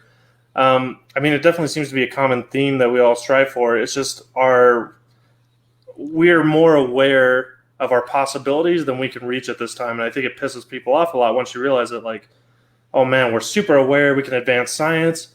Yeah. One day we might be able to become immortal, but we're really mad it's not today. We're really mad that's probably not us. It's probably like 20 generations from now. Like, and so we try to cope with that, and I think that's a lot of the problem. Can I make some comments there? Because I think you hit upon, the idea of immortality is analogical to death and resurrection. And a lot of people would say that you want to die and be resurrected now, like in this life, like a death to the ego and birth to the self in Jungian psychology, the inner self, or the ego sacrificing itself for the deeper self, the true self, to come out. And there's a certain, and I think in the drive toward wholeness is analogical to this idea of immortality, because it means wholeness. It means to be complete. And this desire to be complete, when we give up on it in this life, we put it on in the next life, sometimes. But I think that, when we were talking about the bread and the wine, it's not just about the next life, it's about transformation in this life and participating in the death and resurrection of Christ in this life. And that participation is a transformative participation in which you become wholly who you are meant to be. And that identification with that symbolism is a sense of transformation in there. And it, so I think these things are connected, for the final resurrection of the body, I think is seated in this innate desire to be whole and immortal. Well, okay, I'll just say on that. Okay, so it's tricky because we have to remember what we can and do know. Like, there's a lot that we can and do know, but it's actually very limited, especially because we don't know if our heart's going to stop beating at any minute, regardless of everything else. And we don't know if there's going to be a spaceship that's going to crash on my house, and that's the end of it, for me at least, or any individual. And we don't know, just like a trillion things that have seemed to be the same in the past, but they could change or have different meaning depending on the different environment and everything else. And so because we have that unknown, we're constantly, as they say, boldly going into the where no man has gone before, and we're constantly dealing with that unknown, which is a lot of what Jordan Peterson talks about. He's like, updating the unknown by making it turning chaos into order. So we have to constantly churn chaos into order, and then that becomes something, it's often faith, we would call it, but then people get they think of that word in a one-dimensional way, but everybody walks in faith in some way, even if it's their faith in science or their faith that their arms are going to be there when they wake up in the morning, or whatever else. So I don't know, but I want to hear more from Jonathan. You're on the spot. Pop quiz. I think that there's some interesting literary examples of accepting the inevitability of death is a good thing. Yeah. And so, I mean, the most immediate example I thought of was Harry Potter. Voldemort was evil specifically because he was trying to avoid death, that he had a pathological fear of death. Right. And so also Captain Hook and Peter Pan. Right. And so Harry Potter became the master of death, and that was a word they used in the story specifically because he was okay with laying down his life, and that had a transformative impact on his own ethics and behavior. So I don't know where to take that, because when I was religious, I had Actually, I was afraid of death. Well, but I'm not. okay. I had to get over that when I wasn't. So I don't know. If So now you're more of a. You said you have a more of a scientific background now. Yeah. Well, okay. So now you said when you were religious you were, and now that it sounds like you were, and now you're not. So now do you not have a fear of death, or is it just that you come to accept it? That sounds semantical, but Well, what I mean, how would you phrase whatever like that? sure. I'm not afraid of death in the sense that it might be uncomfortable, but I don't fear what comes after in a sense. So I've accepted it because I don't fear it. Okay. That's how I would phrase it.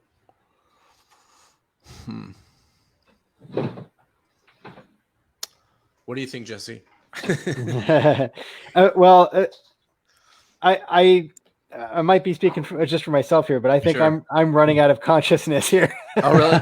Yeah. I think sleep is kind of the right. mini death here. Okay, mini death. Yeah. Incidentally, did we actually talk about the Peterson Harris discussion directly, or was this we were just dancing around it? At the beginning, we did, and then we sort of took it and ran with it. So that was even. But it was the same principles. Yeah. No, I think we did it our own way, and I think we can definitely revisit this several more times if you guys are interested in.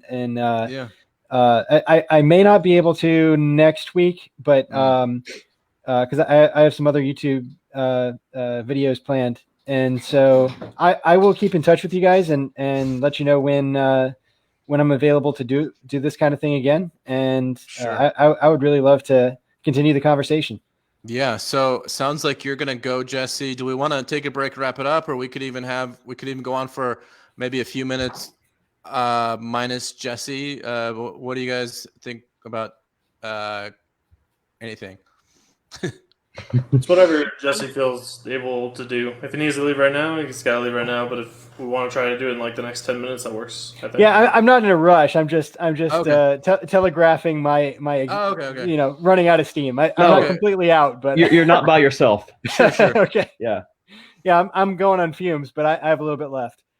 Okay. Well, yeah, sure. Well, let's just try to go for another 10 or 15 minutes. I don't know. And then it says 1:47 right now, so maybe till it's a 2-hour mark. Yeah, that sounds good. We'll okay. That'll match with about what Peterson and Harris did. So we'll prove ourselves they're equal. Which seems what they did in all those discussions. They went for about 2 hours each time. Yeah. What do you think about talking a little about Sam Harris's morality based on this kind of what is the very worst evil? Moral landscape, he calls it. Yeah. This moral landscape thing. It seems a little nebulous to me because there's physical suffering, but he did say, and I think that for each individual, so it might be different for each person. So he did kind of, but well, I think what he's getting at. Yeah, I think what he's getting at is that there are objective truths about human experience, and therefore there can be objective. So, for example,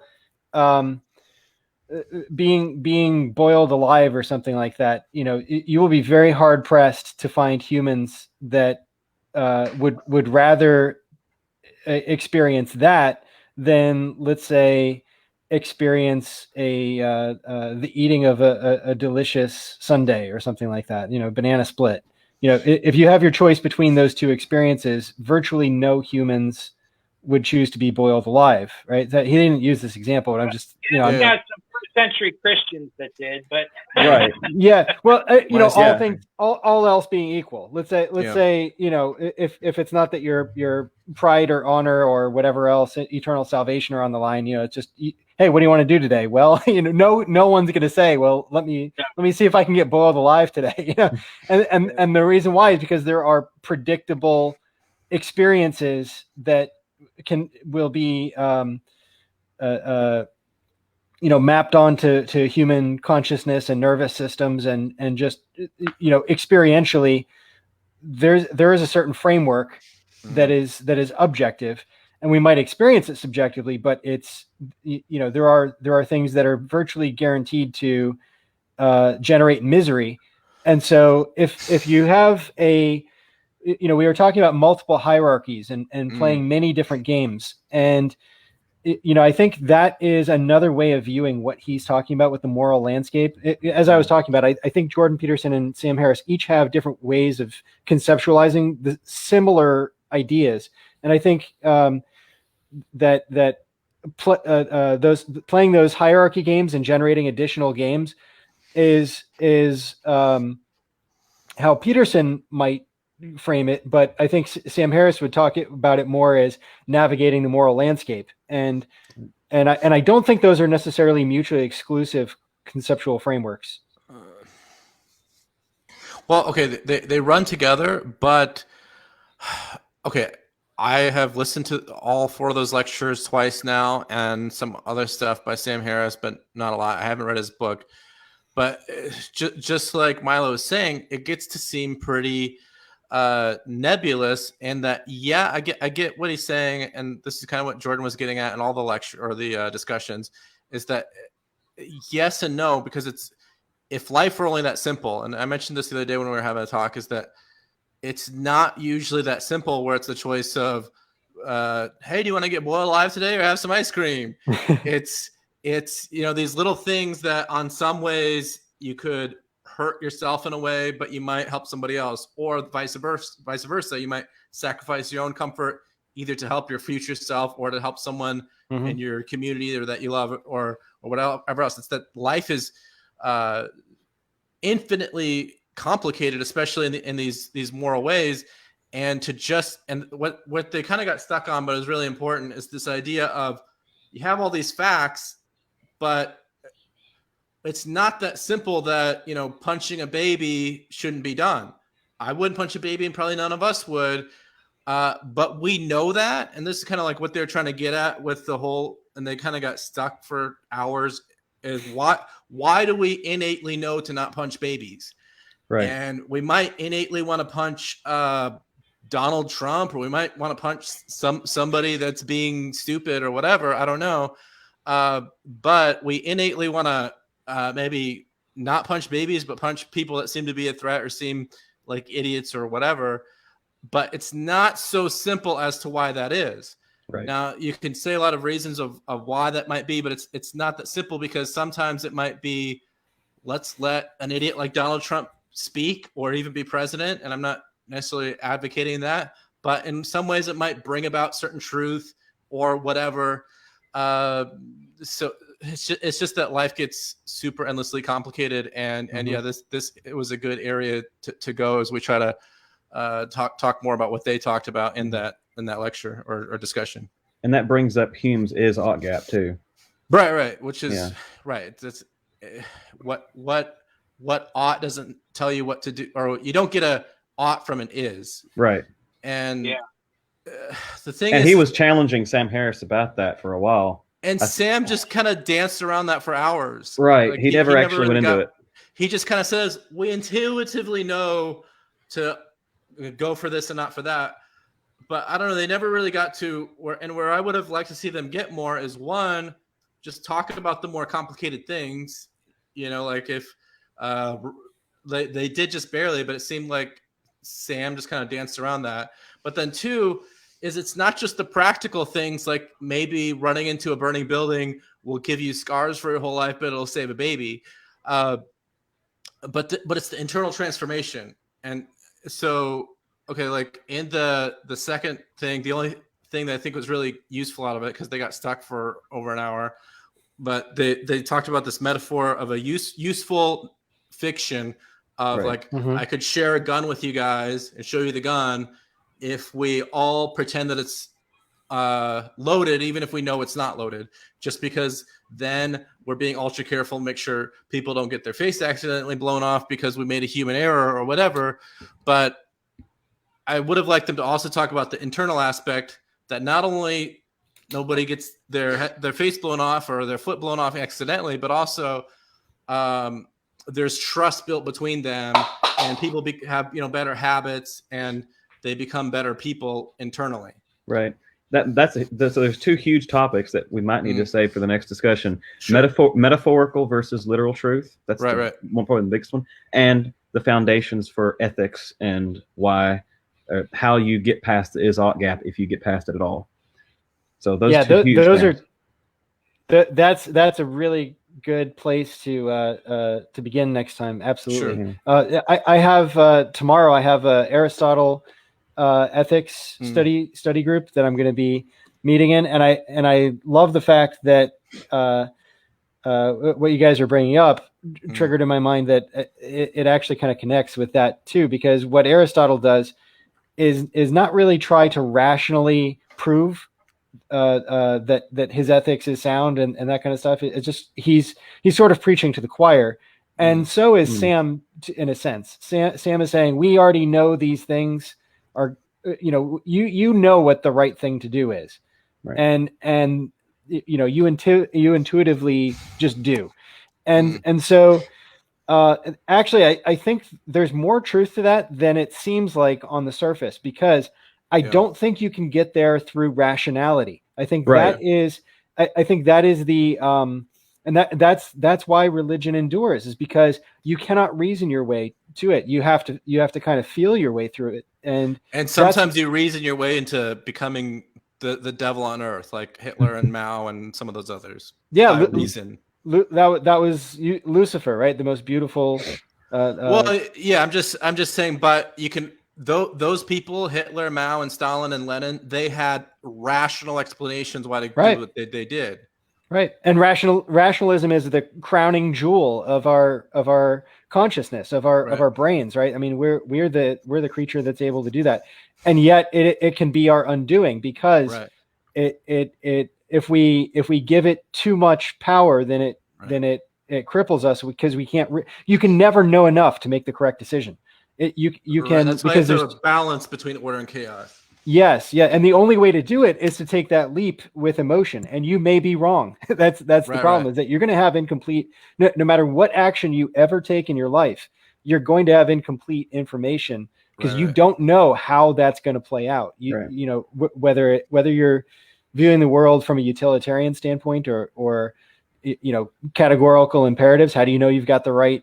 The right imperative, no matter how you want to. Leap of faith. It's always a leap of faith. It is. And so, I take your point on that, Isaac. And I think you're right that, even if we're just coming to the world with the faith that we're going to have arms tomorrow when we wake up, we've all got to, lean on faith. You've got to have we all have beliefs. There is no way around that. And so I don't think you can, that is a problem. I don't think you can solve it with rationality. And that's my guess. So what would you say is a better way to solve the is-ought problem, which is a lot of what they were getting at in their discussion?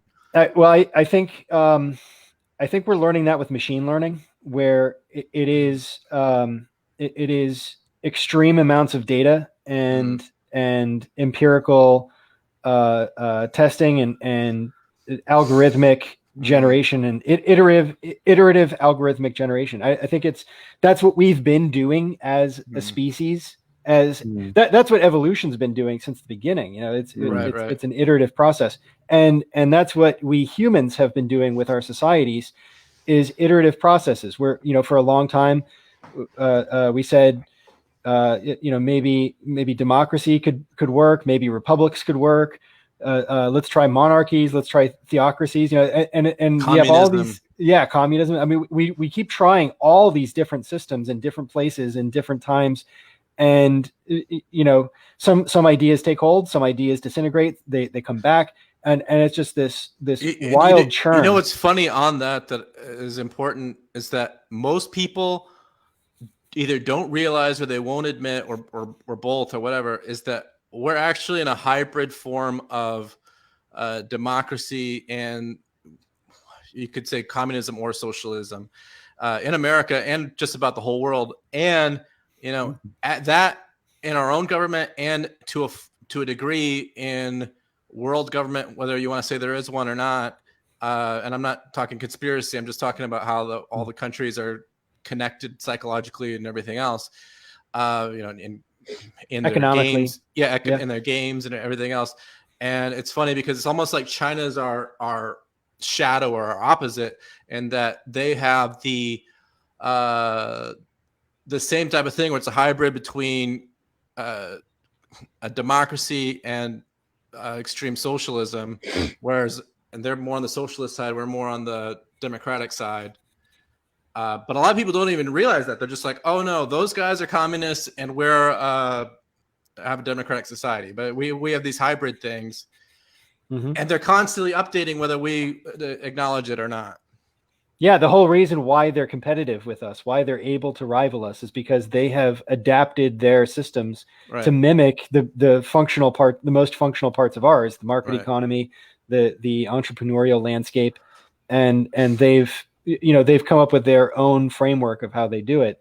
Well, and they're running into issues right now. Like now they're realizing it's like it's an example of why honesty is better. Like China should have been more transparent and honest about what was going on with the virus, for example, that we're going through right now on May 2nd. So even on these global geopolitical things, we start realizing things like the honest path might not seem better in the short run, but it's just about always better in the long run. Yeah, and China will adapt to that. They don't really have a choice. Yeah, the discovery has been made in China that you must be honest and transparent with the rest of the world, or else the price you pay will be catastrophic. And you so literally can't afford. Yeah, you cannot afford deception the way that they've leaned on before. And so, I think they've made that discovery. It doesn't mean that we can trust them immediately. They still have to prove themselves. But I'm saying, that cannot be ignored now. They will adapt.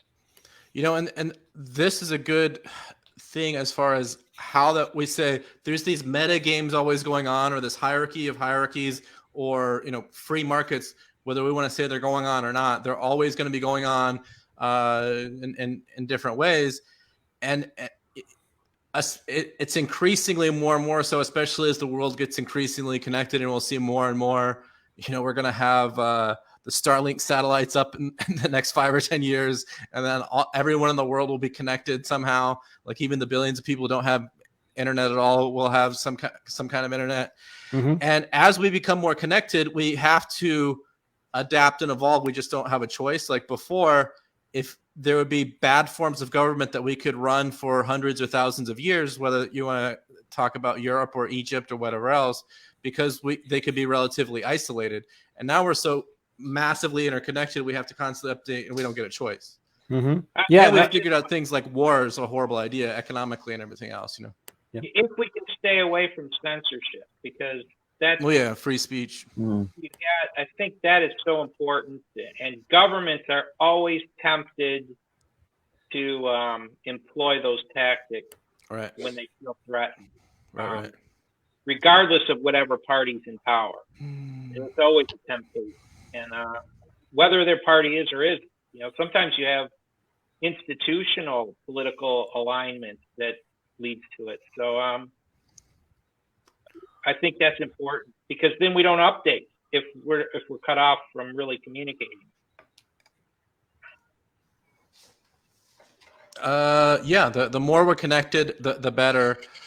And I think it's an example of how, some people want to go for a more globalism or whatever.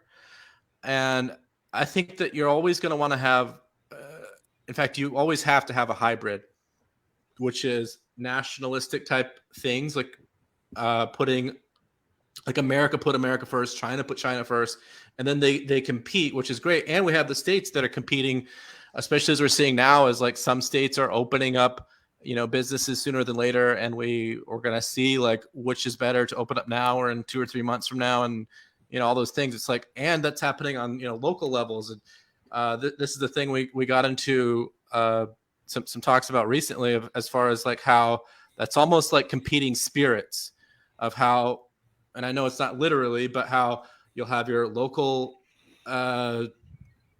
community, your city, county, state, and those are all competing for attention and ideas and everything else for each individual and the collective.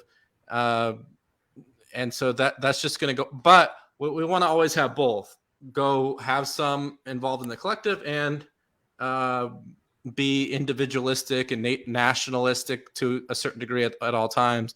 And that allows for that sort of echo chamber of ideas to compete.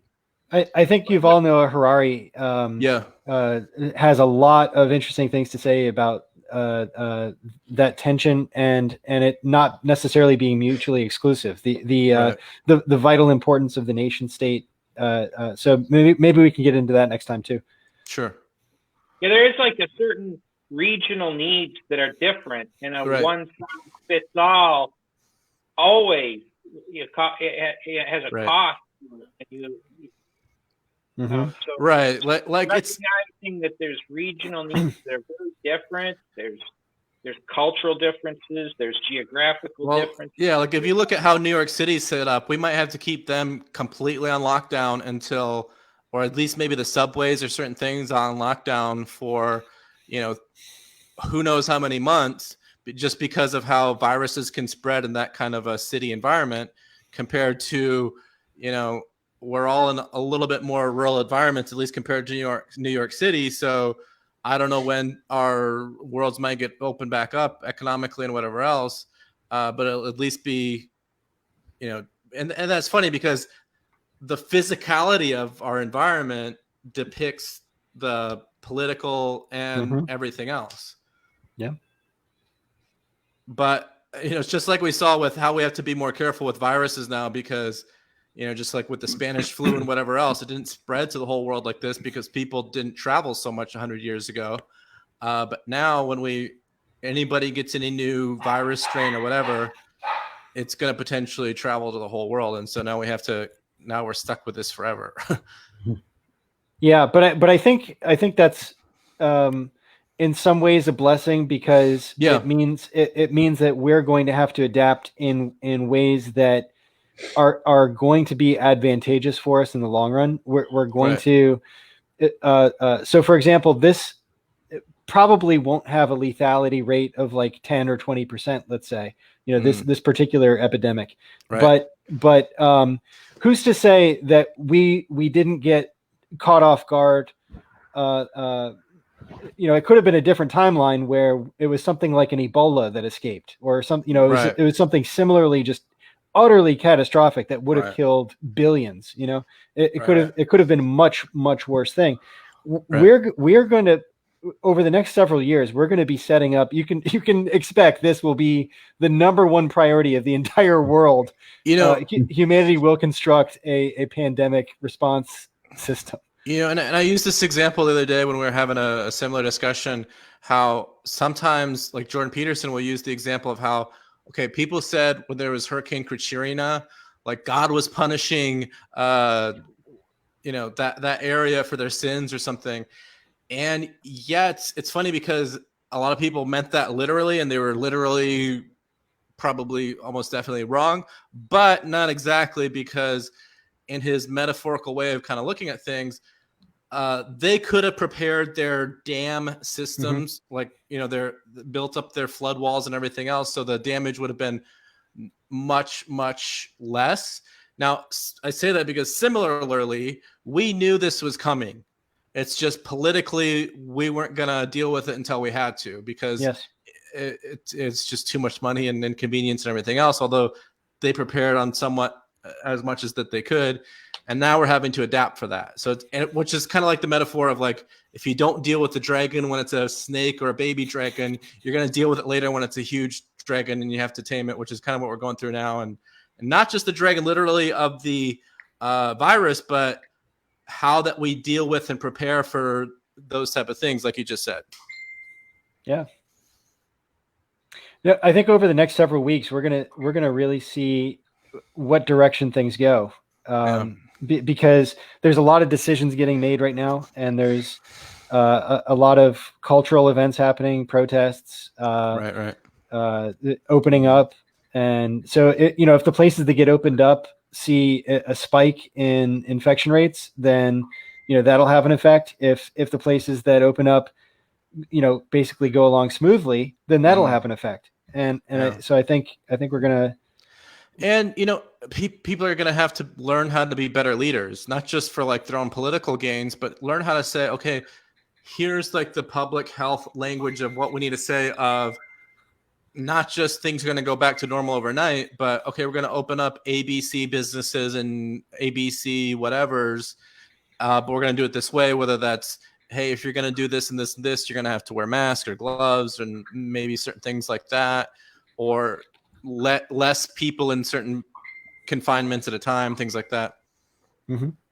Yeah, there will But definitely be some changes. Yeah. Well, and so that's it sort of makes us evolve as how we deal with our own customs, how we deal with each other in physical space, and how we have leaders. I mean, hopefully we'll start to have leaders who aren't just be like, well, the public made me do it, or this other political thing made me do it. But hopefully we'll start to see more leaders come up and say, hey guys, here's what we need to do. We need to start opening this and not this. So it's all for the meta game. I hope they open the national park soon. I need to go on some hikes. I'm starting to go because getting in nature helps the psychology. Oh yeah, definitely. That's what we're going throughout where I'm at in Orange County, California. Is there's a big debate over if the beaches should be open or not. They were until yesterday, and so now there's all these protests over if the beaches should be open or not. Yeah. So. Well, let's hope so. Let's hope so. Yeah. Anyway, should we wrap it up, guys? Yep. All right, we're gonna wrap it up, and it was cool. I don't know if you have anything you want to say before we depart, Jesse, and we'll wrap it up and do it again. I just want to thank you guys for joining me for this. This has been awesome, and I can't wait till next time. Cool. All right, let's do it again soon, and whenever we can, we'll make it happen. And thanks, guys. Appreciate All right, it. guys. Have fun. All right, thanks. Okay, bye. Bye.